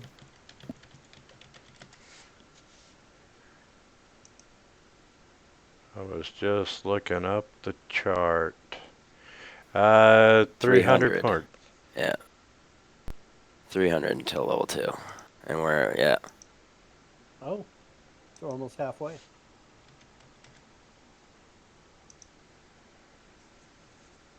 Okay. We're going to leave Sean behind. He's going to be all bummed out. 300 hit XP. He'll catch up before we hit 4. Assuming he shows. Okay, so yes, you all defeat the zombies. You're a little more cautious through the remainder of the night, but you did manage to take a long rest, so the wounds that you have are healed. Your spell slots are back. Alright, I don't feel so bad about burning through fucking what's it called already. Or so quickly, rather.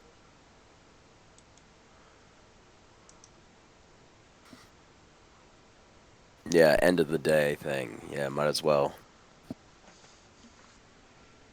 Absolutely. And guys, can we take 10 minutes here? Yeah, sure. Works for me. Sure. All right. See you in 10.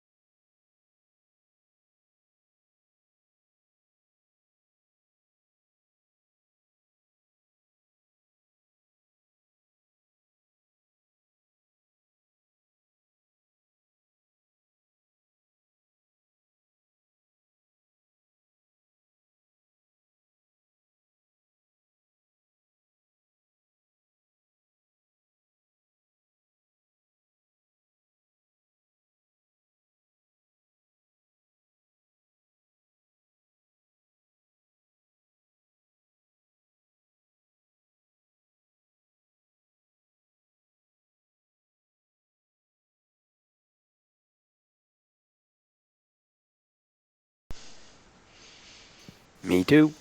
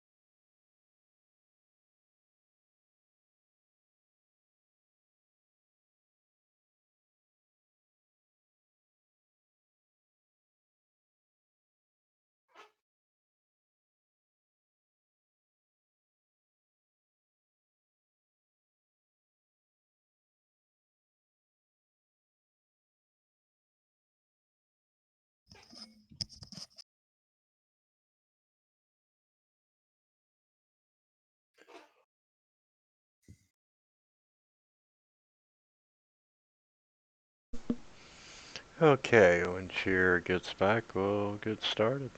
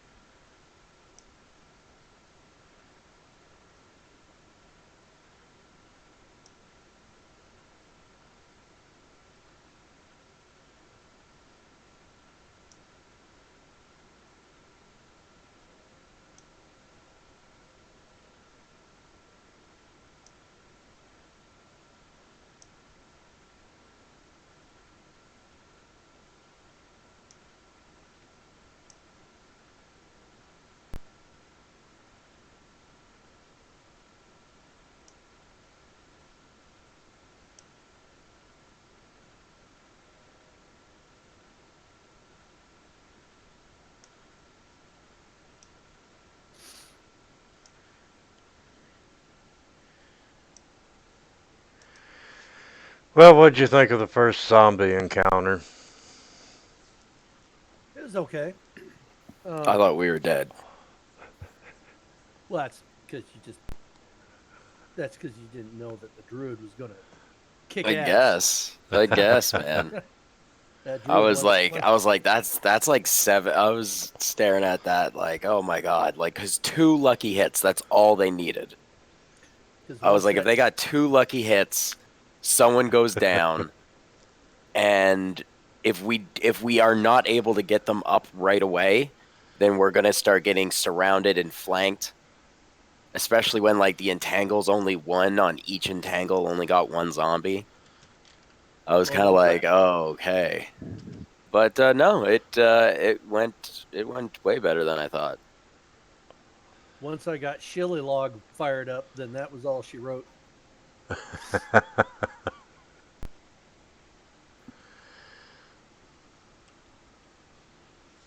Shillelagh. Keep it to the Irish. Make something all fucked up like Shillelagh. Shillelagh.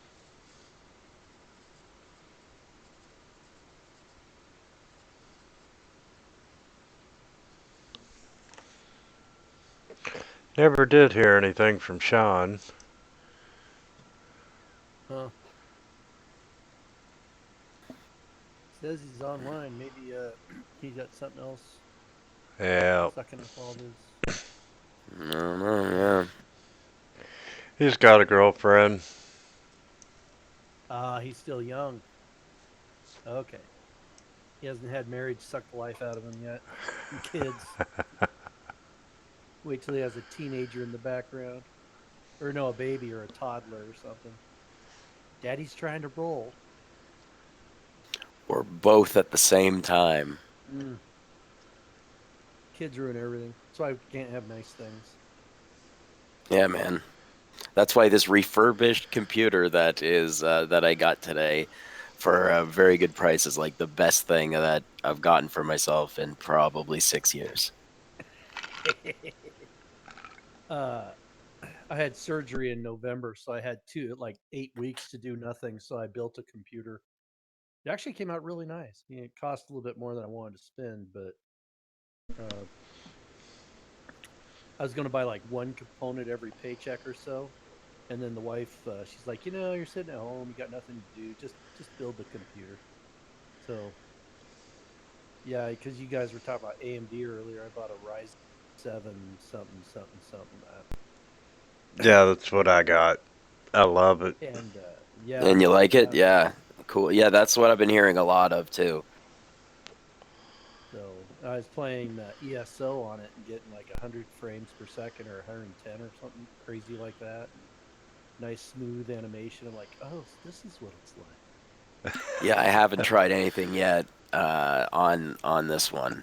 But tomorrow I might be brave and give it a good go.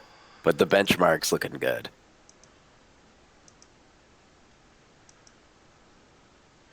Yeah, there's nothing like a new computer. The fun of exploring what it can and cannot do.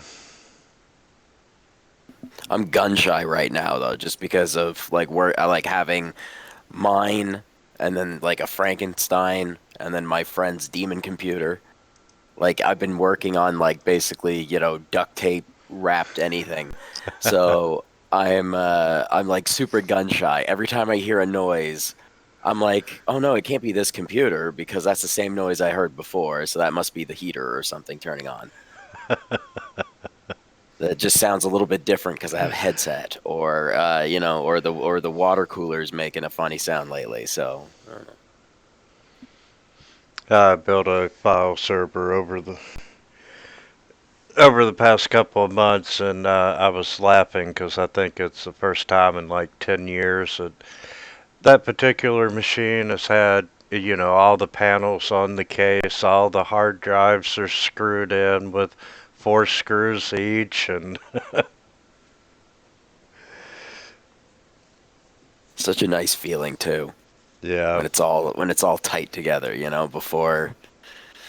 Before laziness while trying to fix minor problems kind of takes over.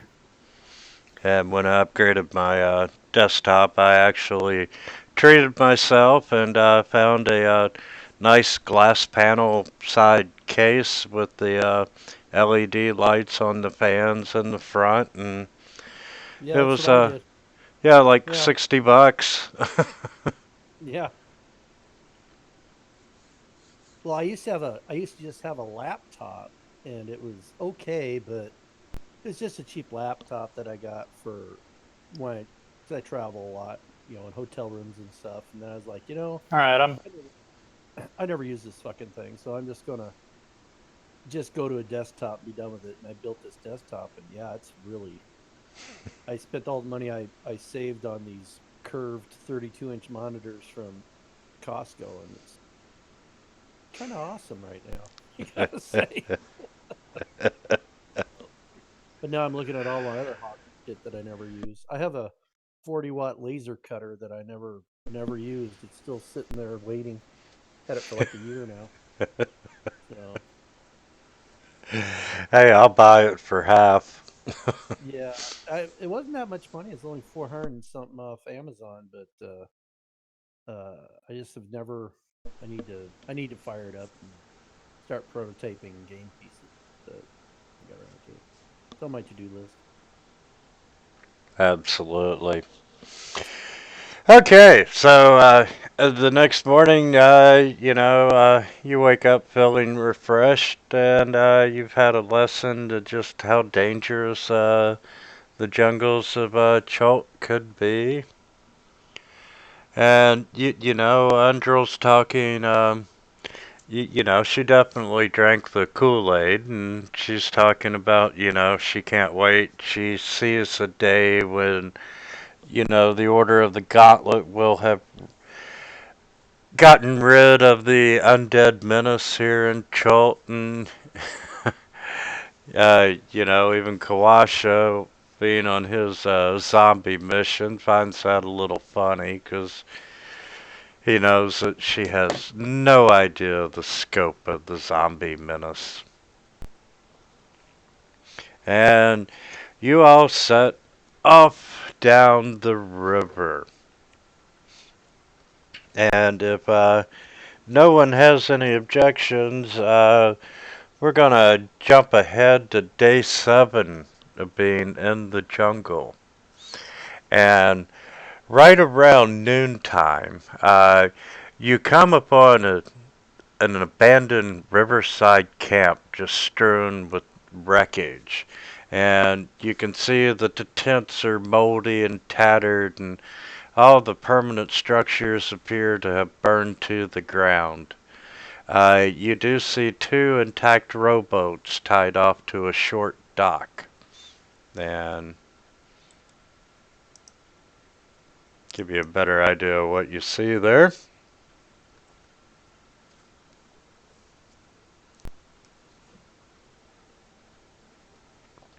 And north of the camp is a ridge, and built into it is this 80-foot stone statue carved to look like a man with a crocodile on his back. And between the statue's feet is a stone archway leading into a dark tunnel.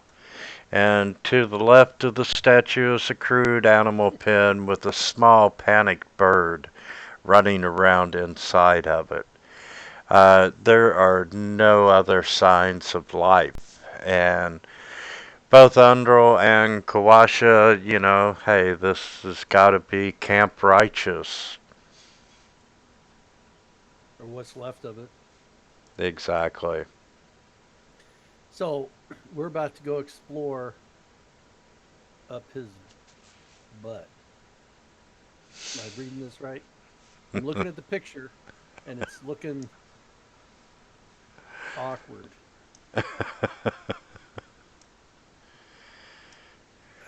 Where else would you hide your treasure? I guess it's the Elton John song, "A Crocodile Cock." So, na, na, na, na, na. I'm pretty sure that's not right. Yeah, that's wrong on many levels. Sorry. It's always the uh, druid, straight to inappropriate. Not a problem. Yeah, you can explore the camp. You can explore this ruin. There's results of treasure, and You're looking for anything that can lead you to the soulmonger and the cause of the death curse. All right, so yeah, I'll definitely try to search some of these tents. I'll go slowly and stealthily though. And I'm gonna throw you out on the map. I'll be lifting up the flat with like the kind of the openings of the tent or something with the dagger and like peeking in and listening for anything. So are we like exploring all these as a group, or are we splitting up into teams, or is it just kind of everybody wanders around, or what's our plan here?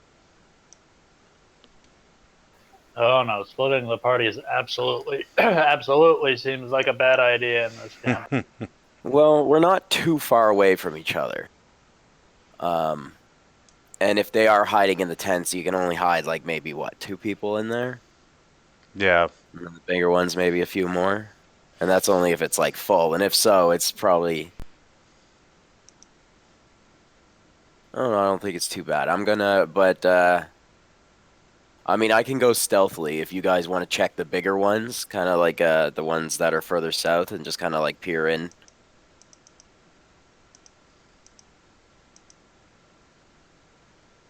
Don't want to walk Yeah. into that tomb and get flanked. As you're walking around looking at the tents and so forth, you can see that they're all pretty much ruined one way or another. You can see what looks like weapons damage to them. You can see a lot of claw marks ripping the canvas, and it's been out here in the jungle for a little bit, so you can tell that the mildew and the jungle rot is starting to really take hold of the fabric and so forth. Do we see any Okay, so this was remains? probably, yeah. No, Remains like dead people, bones, no, you're skeletons. not seeing any bodies. Hmm. The gauntlet would have went back to bury their dead and salvage what they could.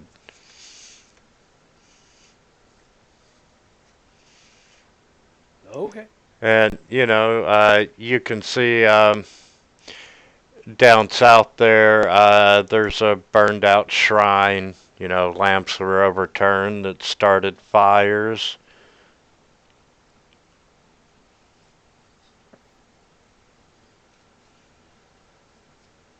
But nothing of any real value. And the buildings right there on both sides are latrines.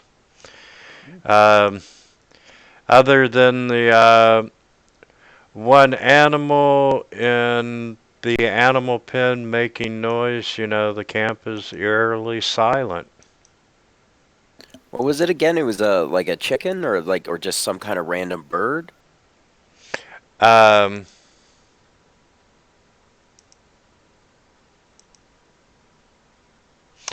it's an axe beak. It's a tall, flightless bird with strong legs and a heavy, wedge-shaped beak.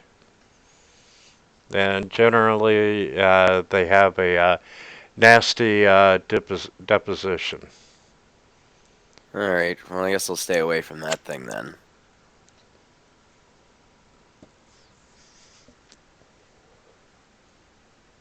Alright, so should we investigate this person's insides? And Kawasha, Kawasha's still acting like a tour guide, and sure, all looking at this statue in front. Uh, he starts to tell a story, and in the early days of the world, man stood by the banks of the river, frightened. And a crocodile raised his head from the water, and he says, "What troubles you, cousin man?" And the man said, "I must cross this river, but I fear to enter the water alone, because it teems with your brethren." And the crocodile replied, "It's true. You would not be safe, but I will carry you across the river safely on my back if you promise to return the favor." And man agreed, and the crocodile bore him safely across the river. And on the far side, man asked the crocodile, "How can I repay you?" And the crocodile says, "I wish to see the realms of human, but I fear to go there alone because it teems with your brethren. You must carry me on your back across your realm." And man had been tricked, but a promise is a promise, so he carried Crocodile safely on his back across the entire realm of humans, a journey that lasted many years. And he also swore in his anger that never again would men and crocodiles be friends, and so it has remained to this day.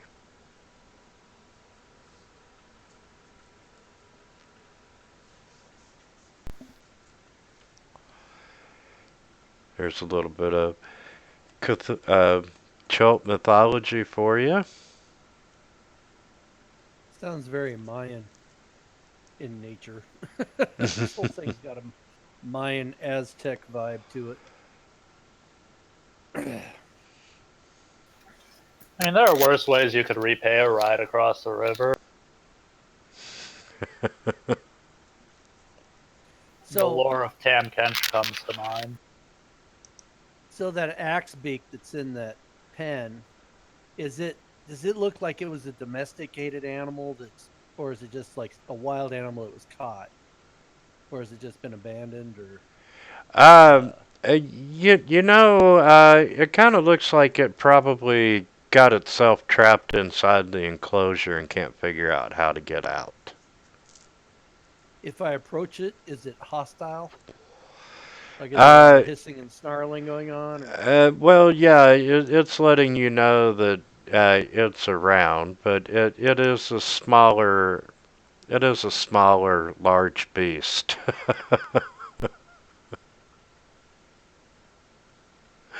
It's not an adult. Hmm. Well, I don't really have animal friendship spell. I don't have that fired up, but I do have the animal handling skill. I just don't know if that would help in this situation. It Um, says I can intuit an animal's intention. uh, well, you can tell that not even having to roll, you can tell that this animal is scared. Okay. And the Hmm. pen does have a gate to it. I don't know that I want to introduce myself into the pen, but I might be able to uh, offer some food to it. See if I can get it to calm down a little bit. See if I can like make it friendly. Of course, I don't know if I really want to pet Axbeak. So um, anyway, but we can keep looking at exploring these other tents and stuff. I guess while I'm debating whether or not I want to make a friend out of the Axbeak.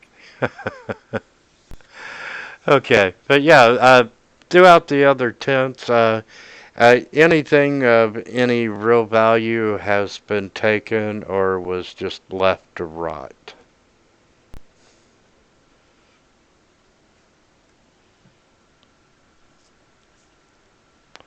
So, other than the axe beak, um, you've got the temple.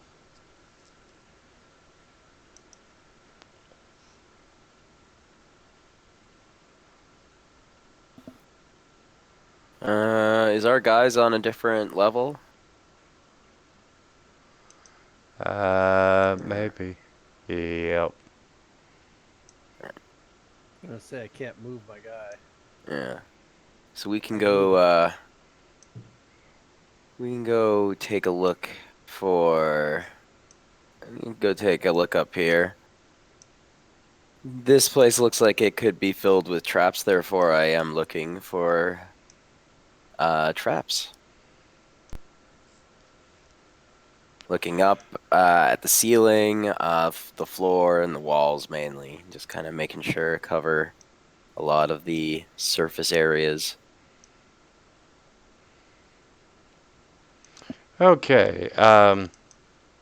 Yeah, as you climb the steps, you can see more down the hallway, and there's some cobwebs that make it a little hard to see through. But toward the back, you can see that there is a 7-foot ledge that there's still room to pass.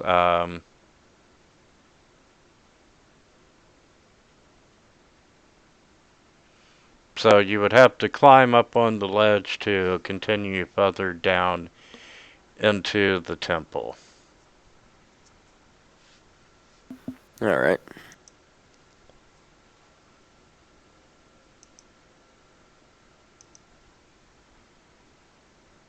Alright. So I'm just going to continue on.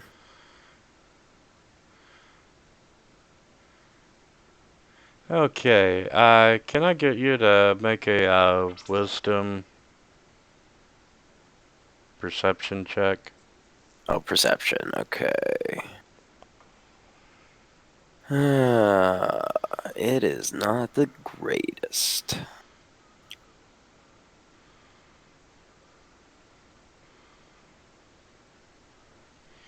Okay, yes, you do manage to spot a pit trap, or a trap in front of you.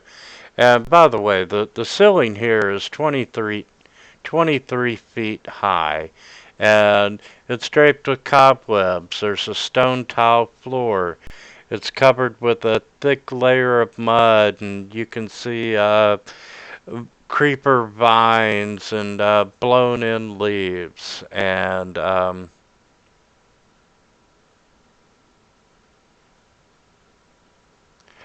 you do see a concealed section of the floor that is a rotating trap. Um, and it would be, I'm going to back you up 5 feet. Alright.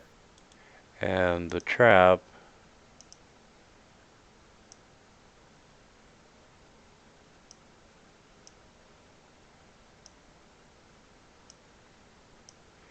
is that section of floor right there.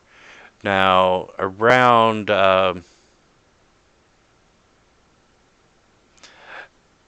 there's a narrow ledge that is around the trap that you're reasonably confident remains stationary, so you all can safely traverse with the appropriate acrobatics check.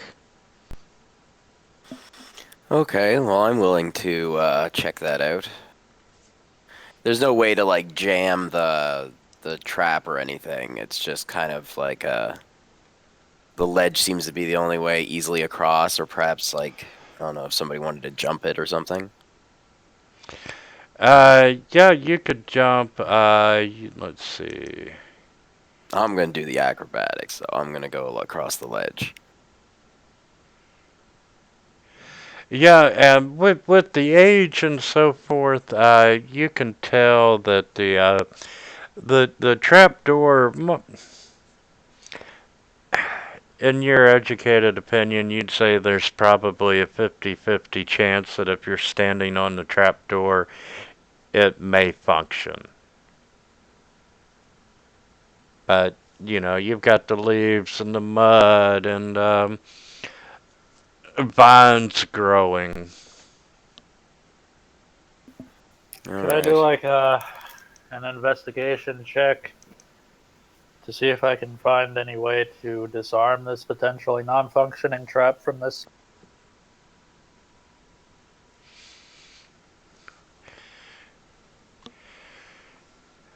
Um, let's see. This particular trap.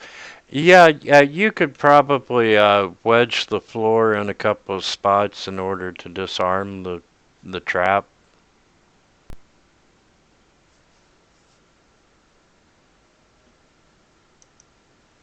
Alright, well, what do we got to disarm the thing? Or to wedge. Sorry, to wedge into the mechanism. Or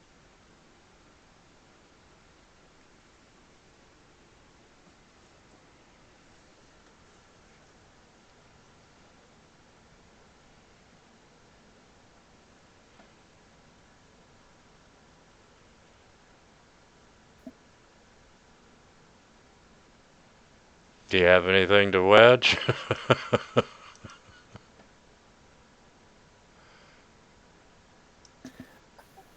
Ah, no, probably not. I got pitons there. Pythons. So I don't know if that would be if the floor size is small enough or large enough even for it to perhaps wedge it shut.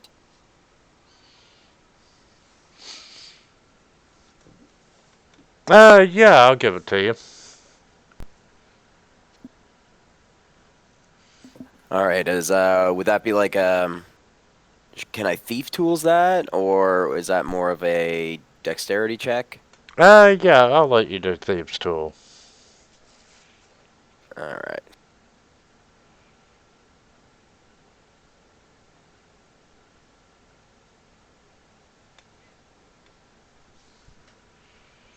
Okay, yes, you do manage to confidently secure the trap. All right. I'll still try to keep most of my weight on the edges if possible. But I'll slowly go across. Okay, and as you advance up to the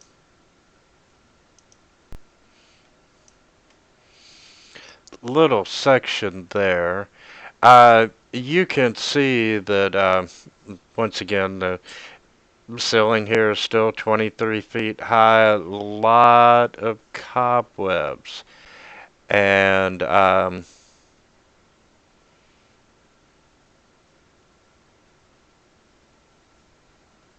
let's make another perception check.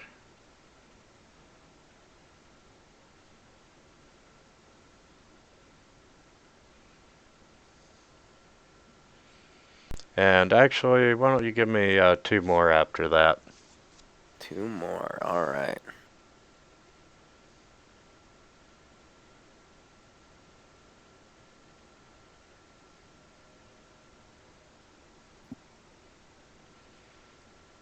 Okay, yeah, you see strange niches that are cut into the wall there, right in front of you on each side, but you're not really sure what the purpose of those niches would be.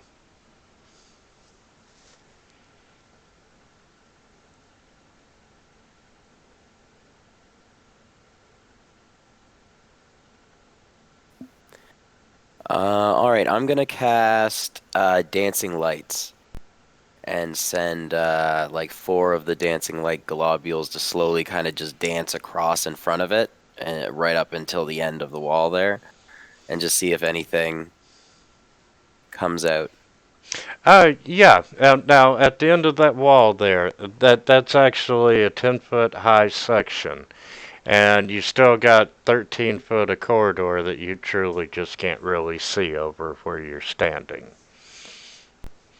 And yeah, the lights swirl around. They're not showing. You're not seeing signs of any major spiders in the cobwebs or anything.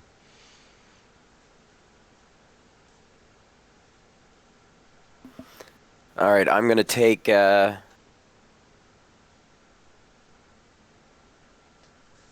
Wait a minute. What did that guy say about this crocodile man?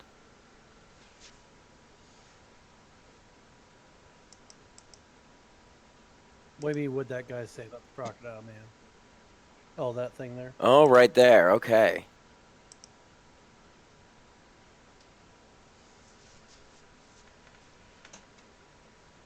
Cross a river.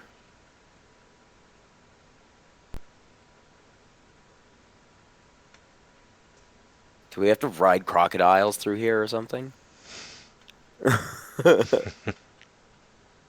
I was finding my inventory and wasn't really paying attention. Did we come across a river or, or a body of water? Well, well, there was a story. Like when we got No, here, that I Kawasha told saw. us a story. Yeah, and he said that yeah, because okay, I guess if you look at the little side picture on the thing, the dude is like carrying a crocodile. Do we need to carry a crocodile? Like, we need to go find a crocodile to carry it? Well, I don't know. I well like the story is supposed to tell the story of this like statue, right? Yes. Uh, I don't know. I don't know. We can look around in a tent. Maybe there's a crocodile that we aren't. So, All right, well, I'm going to take out my crowbar and I'm going to just kind of like while I'm flat against the wall, I'm just kind of like swing it out in front of the little niches. Or and like if there's any cobwebs that are hanging there, I'm going to see if like if I hit them, if it's going to trigger anything either. Yeah, you're clearing out cobwebs and smacking the niches, and nothing's happening. Okay. But it doesn't mean there aren't pressure plates or anything. Yeah. I already did my perception checks, so I didn't get anything there, just that there were the niches.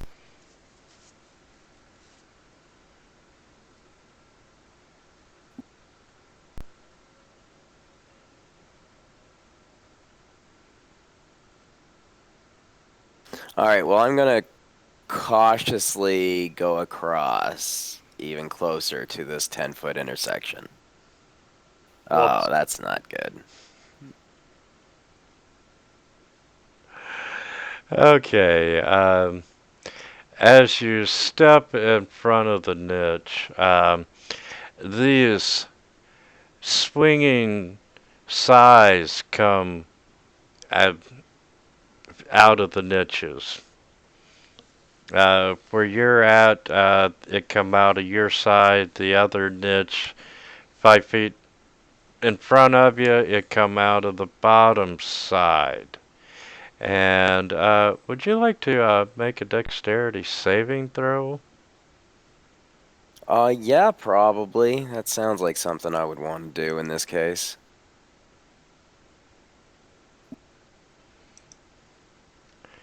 And unfortunately, you failed Ugh. miserably.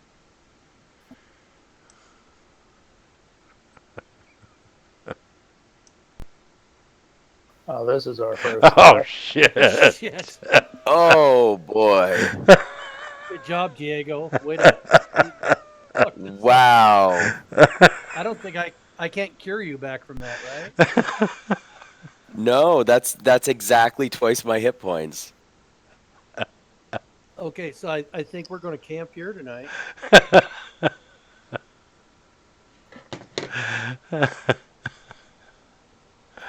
God damn. Wow. The rogue. We hardly knew you. We needed a crocodile. I swear, we need a crocodile. uh, A crocodile. I tell you what, Diego. Go ahead and make roll 3 20s, and let's do your death saves.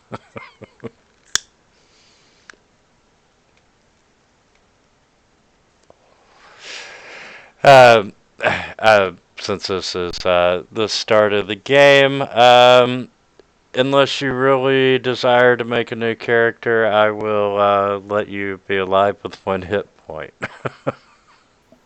Well, yeah, I'm okay with not making a new character already.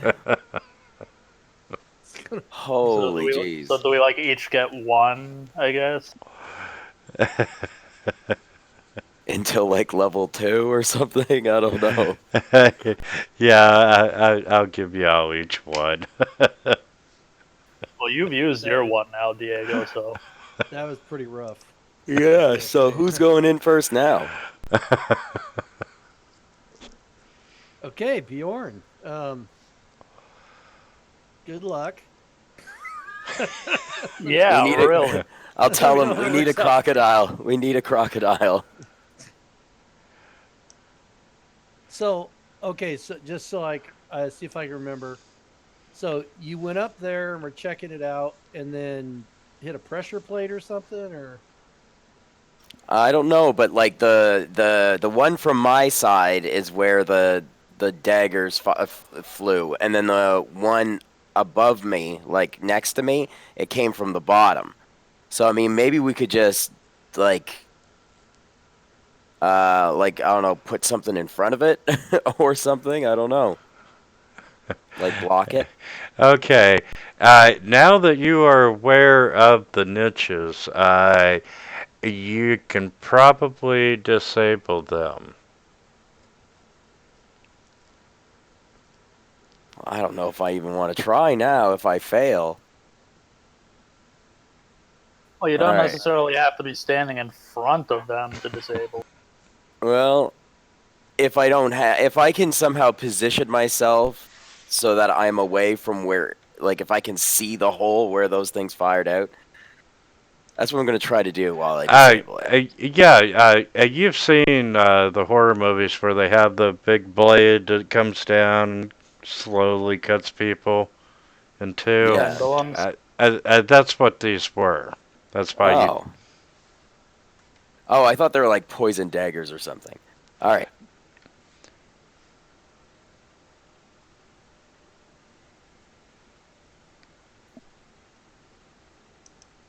how does the death save thing work again? Like, Uh, uh, right now, you roll a d20 and it's DC 10.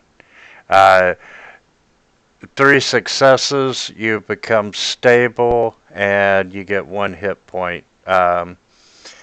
3 failures and your character bleeds out and is dead. So when you hit 0, you're bleeding out until your death saves are done. it's three cumulative, right? Like you could go one and then Correct. you fail one, and then isn't Uh, it every time you fail you lose the hit point? no. Ones and 20s, crits and failures do count as 2 successes or 2 failures.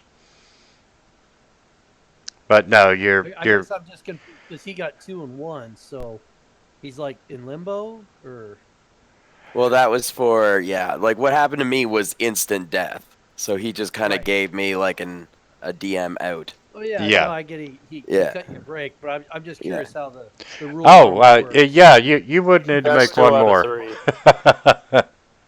Yeah, I was gonna say it's like Shamboni here. Yeah. You need to keep rolling.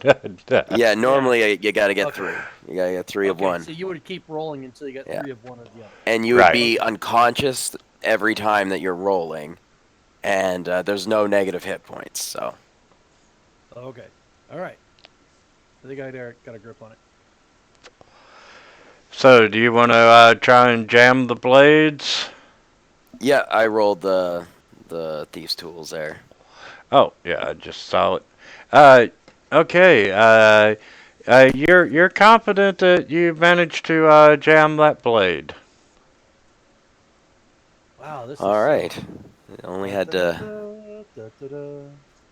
Jeez. Da, da, da, da, da, See, the da. problem, the thing now is that I don't really know if there's a mechanic for this, but I could totally like stand right behind him and pull him back if if he triggers the scythe blades again. The problem is that would put us both on top of that pit trap. And if there's a 50% chance of a single person triggering it, there's probably a 100% chance of two people triggering it. So Well, Uh, I that was before I wedged it though, so I don't know if the wedging. He gave it a wedgie.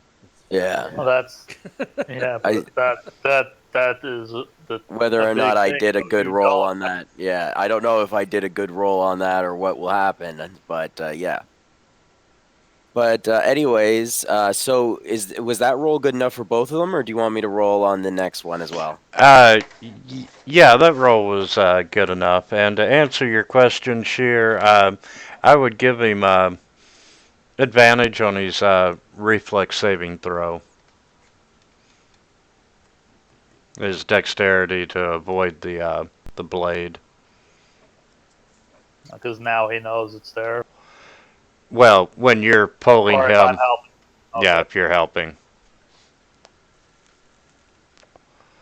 Okay, so you have this ledge standing in front of you, and you've managed to disarm both of the swinging blades. All right. Well, I am You're leaving leaving your blood on the floor. that's That fine. was like a big box. I'll make more later. Um, You just pick it up and put it back in. It's fine. That's right. Hold on, I dropped this. Oh, sorry, that's mine. Oh, I'm gonna try to like jump up off the wall a little bit, just to kind of look up over the 10-foot ledge if possible, before committing to grabbing the ledge or anything. okay, and what you see as you're jumping, and Is another fucking trap. you see this terrace laid out with uh,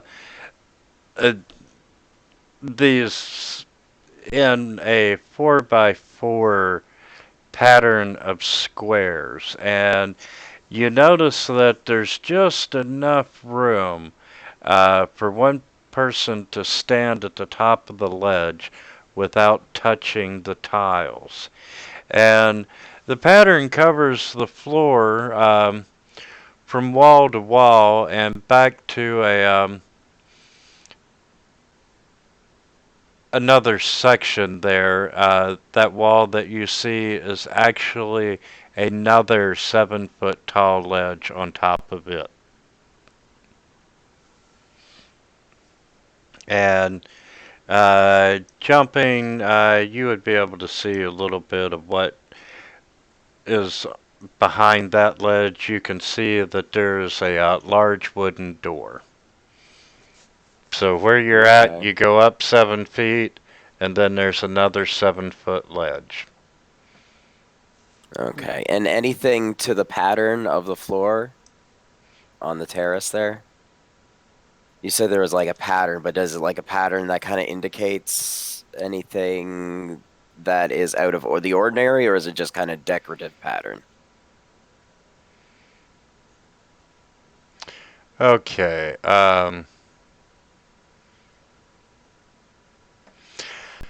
Just glancing at that, it's kind of hard to tell because you Kind of only hard. got, Okay. yeah. All right. Uh, hmm. All right. I'm gonna try to jump up off the wall but keep myself kind of as close to the wall as I can and kind of pull myself up. Like kind of use the corner of the wall to help me get leverage to kind of jump up there. Okay, you do manage to get up there on the little ledge, and from there, you can see that the door itself has a similar pattern carved into it.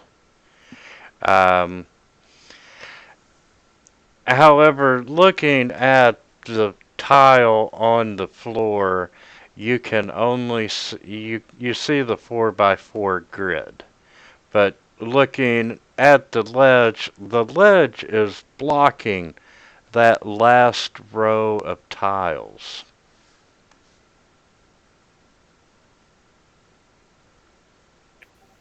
Presumably, this is a puzzle, the answer to which is on the.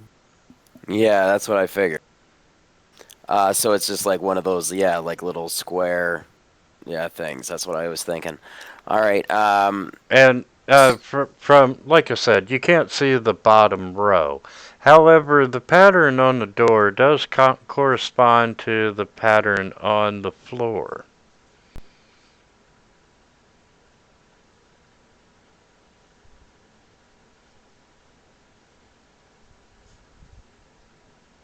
Okay, so the pattern of the door matches the pattern on the floor. So they both are missing, like you said, that we can't see because the ledge is blocking it? Yes, you cannot see the bottom row. Even on the door itself? On the door itself, that's where you can't see the bottom row. Okay, okay. Yeah, you're looking up and the ledge is blocking your view from the bottom row. Oh, okay, I understand. All right. Well, I have a feeling I'm gonna get like murdered again. Uh, anything in the sides of the wall on the terrace on this upper level? No. No, no indication. Nothing up top on the ceiling? No lava vents or anything? Probably a pitfall. Yeah, I can send a couple of dancing lights up there too to help out with the light. Yeah. As you're swirling the dancing lights around and they're going up, you can see small little holes are in the north and south walls. They're not big enough for a dart or an arrow to shoot out of you, but you really can't tell what they do. Looks Okay, like so maybe a mist trap,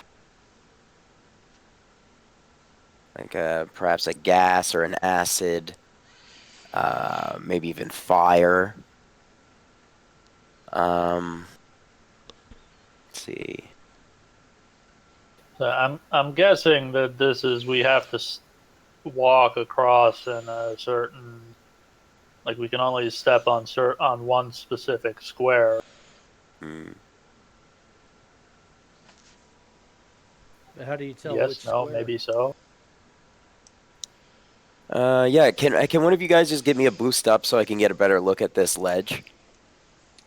Well, I'm 3 feet tall, so Bjorn might be a better choice here. I Are feel you? like that's. I feel like that's Although, dangerous because didn't you say that only like one of us could stand up there at a time? Wait a minute. Wait a minute. Wait a minute. Wait a minute. Wait a minute. Okay, so this is 10 foot tall. And only one of us can stand up on there? Oh, that's still too many, I guess. I was saying, what if we carry one of us on the back, like the dude? Yo, you on the fucking carrying. I have 8 strength. I don't know how well that's gonna go. So Wintermute, you didn't answer my question. The puzzle is we just have to walk across the thing. We can only step on certain tiles on the. That would be a safe assumption. Yeah. so there And the tiles the are all. piece that we can't see, the piece of the answer that we can't see is the It's on. technically vertical row that is directly in front of. Yeah, it's the bottom row on the door, but it's just blocked from line of sight due to the ledge. Okay, so all we got to do is find a couple of rocks and drop them on each square in that one row until one of them doesn't trigger the. that is, of course, assuming the trap isn't a gas trap that immediately floods the fucking chamber. Yeah. Okay, that makes more sense. You know, if you were a few feet taller, you could probably see the bottom row. Yeah, that's what I was saying. If we looked up, we could see what the bottom row is. But how? Okay, hang on. How tall is the? You know, I'm a half elf, so probably around 6, 5'10", 5'10", 6. Mm-hmm. Bjorn is 6'1". Would that make any difference? Yeah, if I just like stand on your shoulders, kind of thing. Yeah, but if we can't both stand on the ledge at the same time, you would have to come down. So then, Yeah, in that case, yeah, exactly. Yeah. Or really, you know, even holding him piggyback would probably permit you to see. um, get the Yeah, fuck yeah, down. like something like that. Yeah, like stand on your back, or like, you know, if you all fours, or yeah, piggyback style. And Diego, let me get you to make a shit, sorry. Perception. Or investigation, whichever's higher. Oh, I'll take investigation. Yeah.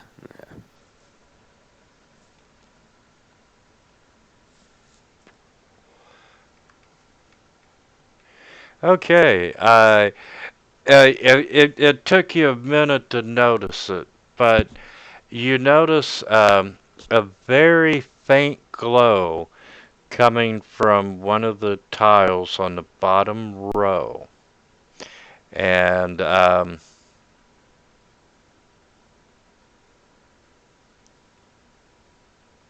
Does it look like I could move it so it can like realign to the door or something like and that? corresponding to the floor, it's that very first bottom square. And the Okay. glow is only around that tile on the door.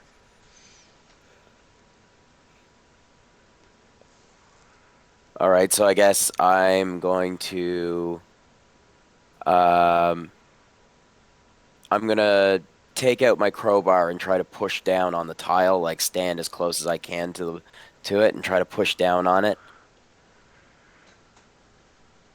Okay, and nothing happens.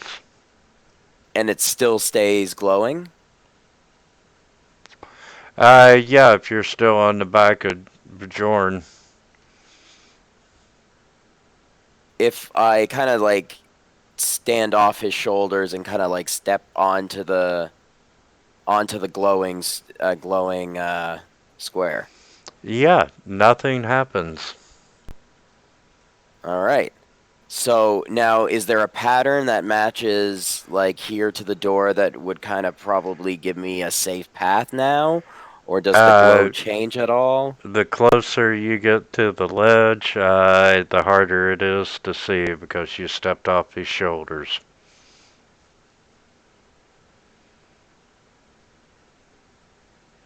Okay, so now he needs to get up here. Right? Like, do we have to do this together? I'm going to give you this one simply because you mentioned it several times. Oh, we need my a crocodile. We need a god! crocodile. If you're piggyback, Oh, you can yeah. see the door. Okay. I thought you were gonna say you need a crocodile.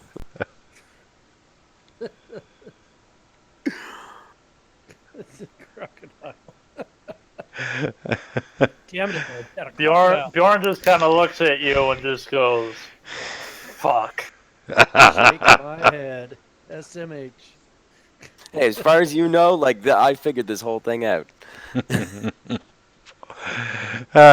So are we going to piggyback? Yeah, All right, if we let's have to. piggyback. Yeah. Okay. Stepping on that one tile, The only apparent change is you can see on the door that a different tile has lighted up on the next row, and so forth, until you make it safely to the thin little ledge surrounding the tile. All right, and I'll tell the other three there, like to get over here so that they can piggyback as well.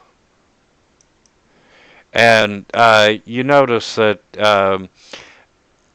as they start piggybacking, the order of the lights are not changing. So once you know the code, you don't have to piggyback. And I Oh, okay. All right. I just figured, like maybe we had to. That was the only way through here now.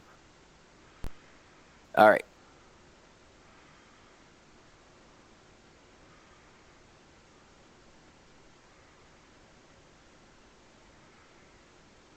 Does the door have a lock on it? Any strings tied around anything? Okay. Yeah. It's another 7 foot ledge. By the time you get up Oh yeah. there, the wooden door has no apparent handle. Um, and I'm sorry.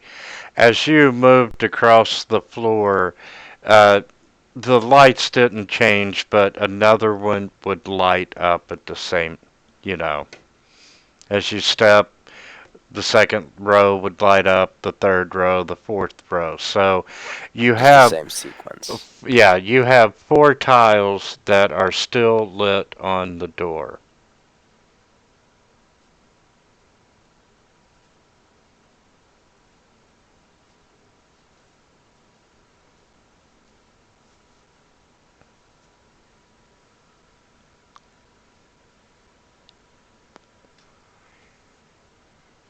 And other than that, there's no sign on how to open the door.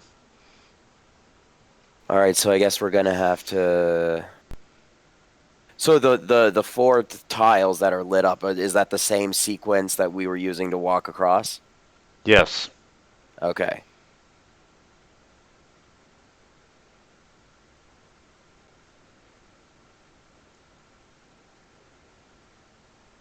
Do we need to all stand on it? Or Well, you got to push them on the door.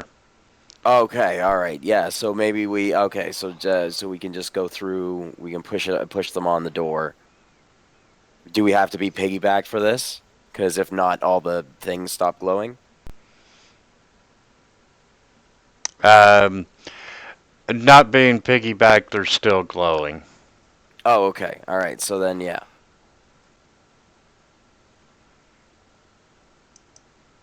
All right, so I'll push that sequence of colored lights into the door. Okay, and let's see. They are up on the ledge now. Did anyone come up with you?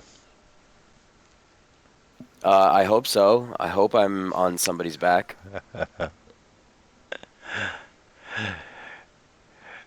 Yeah, if you're being on Jorn's back, you're able to press the the tiles, and the door does indeed swing open, revealing a room behind it. And you see that the floor of this dusty 40-foot high, 20-foot wide chamber is littered with dinosaur bones, or what you would assume is a dinosaur bone. Uh, there's webs stretching from the walls to this 30-foot tall central pillar, and coiled around it is a narrow stone staircase. The steps are covered in dust, and carved into the pillars are reliefs of a man carrying a crocodile. And the reliefs follow the stairs to the top of the pillar, on which you can see this beautiful ceramic jug. A jug. All right. Well, let's go yarn, and let's go see what we can do. I assume we still probably have to be all crocodile style. Crocodile style. That's the name of the game. All I right, so named.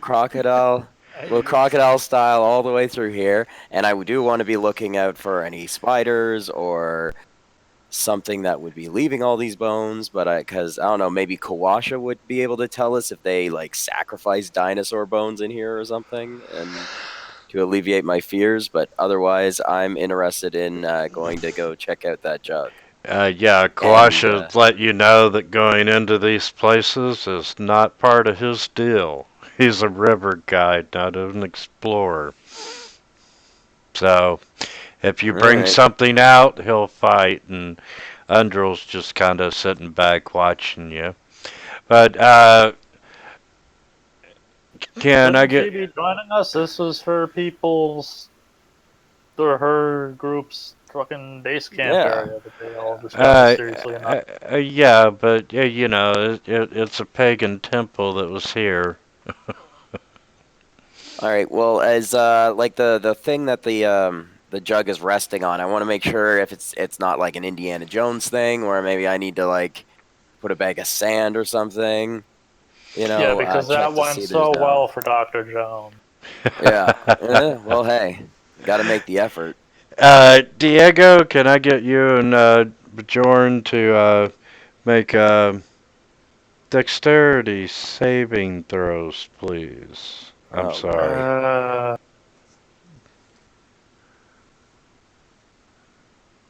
I am making shit. I'm sorry. Uh, it's I need an acrobatics check from the both of you. Okay. Feel a little bit better. Do you want it in the tower? I Or? It doesn't matter. That was even worse. If he drops me, can I kind of leap off his shoulders? uh, Oh wait, maybe that's bad. Maybe I should just fall with you. yeah, just as. Uh, tell you what, Sheer, give me one more. Do the whole wobbly man thing. There we go. Oh, Okay, yeah, I'll give you that one. Yeah, Jorn kind of starts to, he trips on his feet, and for a minute there, you get very unwobbly, and but you're able to recover. And yeah, as you're looking at this, wait, that was it? yeah. I wasted a fucking. Ah, okay. Well, if it's pollen, you would have had to re-roll again anyway. So, So yeah, it's a beautiful jug, and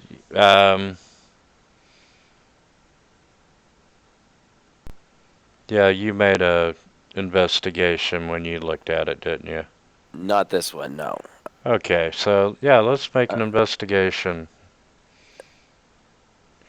And yeah, you're not seeing any rigged traps, and neither is Bjorn. all right. Well, looks pretty good. Um, and I'm like quietly planning like my quick escape in case anything goes to shit. Like I'm just gonna just run. And then I'll grab the jug.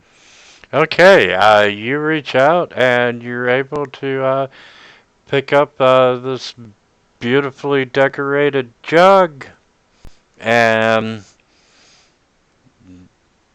no trap was triggered. Oh Jesus! All right. All right. Well, let's and cursory search around here doesn't show anything else in the corner or anything, like a Uh, chest or nothing. no, are you still on his shoulders? Oh yes, yes, yes. Okay, yeah, nothing's happening. You're not finding anything else that would be of any value unless you're into dinosaur bones. Nope. Nope. Nope. Nope. Now, holding the ceramic jug, um,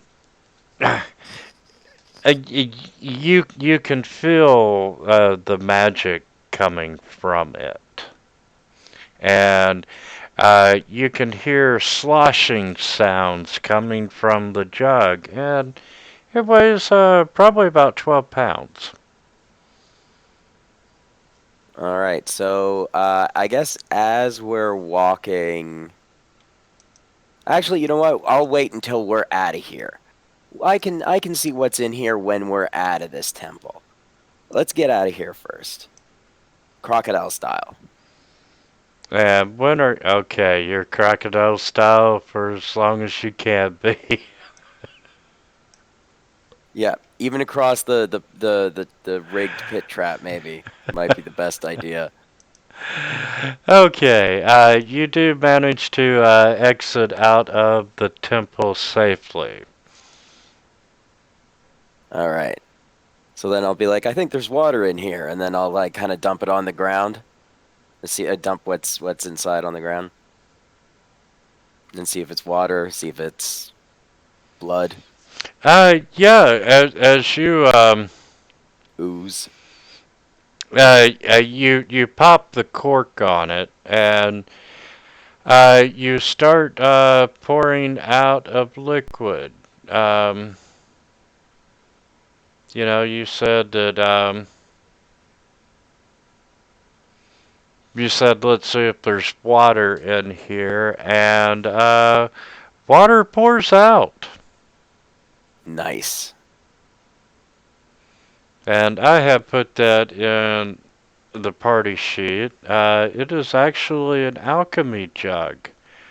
Um, Oh, okay. yeah, you can use an So not just action water. and name one liquid from the table to uh, cause the jug to produce the chosen liquid.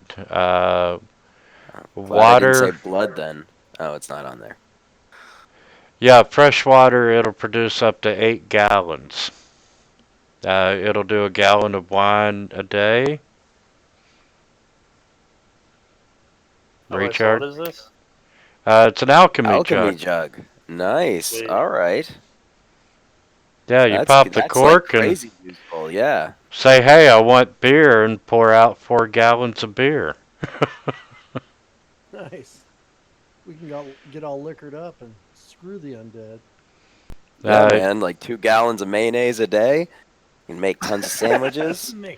You know, we can sell acid to uh, like yeah. have you heard the story behind the alchemy jug? I have Um, not. uh, Chris Perkins, who's the one of the lead designers for Wizards, is working with the guy on the Dungeon Master's Guide.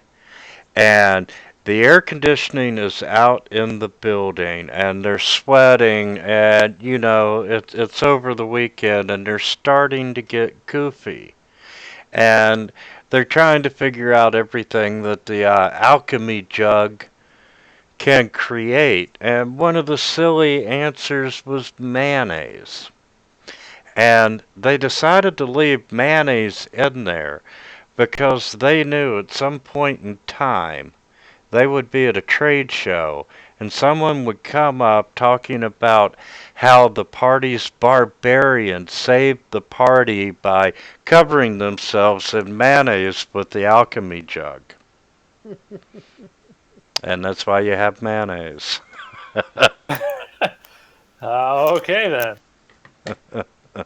Basic poison too. Half an Uh, ounce. All right. Absolutely. And, gentlemen, this is a really good stopping point. hopefully next week, Sean will show the hell up. Notice he's now offline, and we should have a new player by next week. A different new All right. player not from South Africa. And I hope I don't blow up again. Jesus. I was gonna say that's like you know what that reminded me of was you seen that movie Jumanji when uh what's Eats his the face cake. cake yeah that's what it's like watching what Uh, cake no you said bread and I'm even going to add an effect that you owe the DM a life. And All right. I'll give you that life. When Kawasha goes to sleep. and what the hell hey uh, Steph, I don't think you know about inspiration, but at times the DM can award out inspiration points for role playing or just you did something really cool, you saved the day.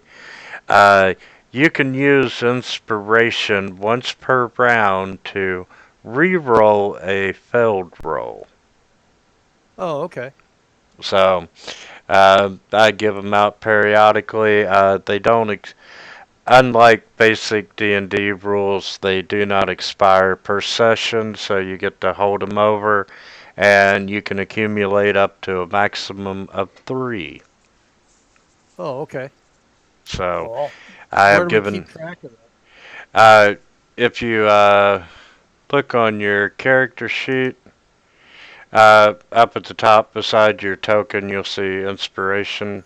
oh I see okay Yeah, I I'm got a little guessing check that's what mark that big ass star on my thing that's in the upper right hand. that's what the big S star is. You have inspiration. oh okay Sweet. Cool. Well, thankfully it was a good game, and only one person mostly died. And how? I am. That's like one of those things. It's like we're expecting combat to be grueling, and to like I almost fucking died this combat, and we survived the combat, and then this fucker eats it with a trap. Like really? Oh, uh, man. uh, brutal however, I am counting you as official casualty number 1. I'm number 1. All right. Well, I'm going to put a vial of basic poison just in my inventory in case I ever decide to use the jug to have that effect on my weapons. There's acid in there too. We could use it. I mean, I'm sure Yep. we can use acid for something.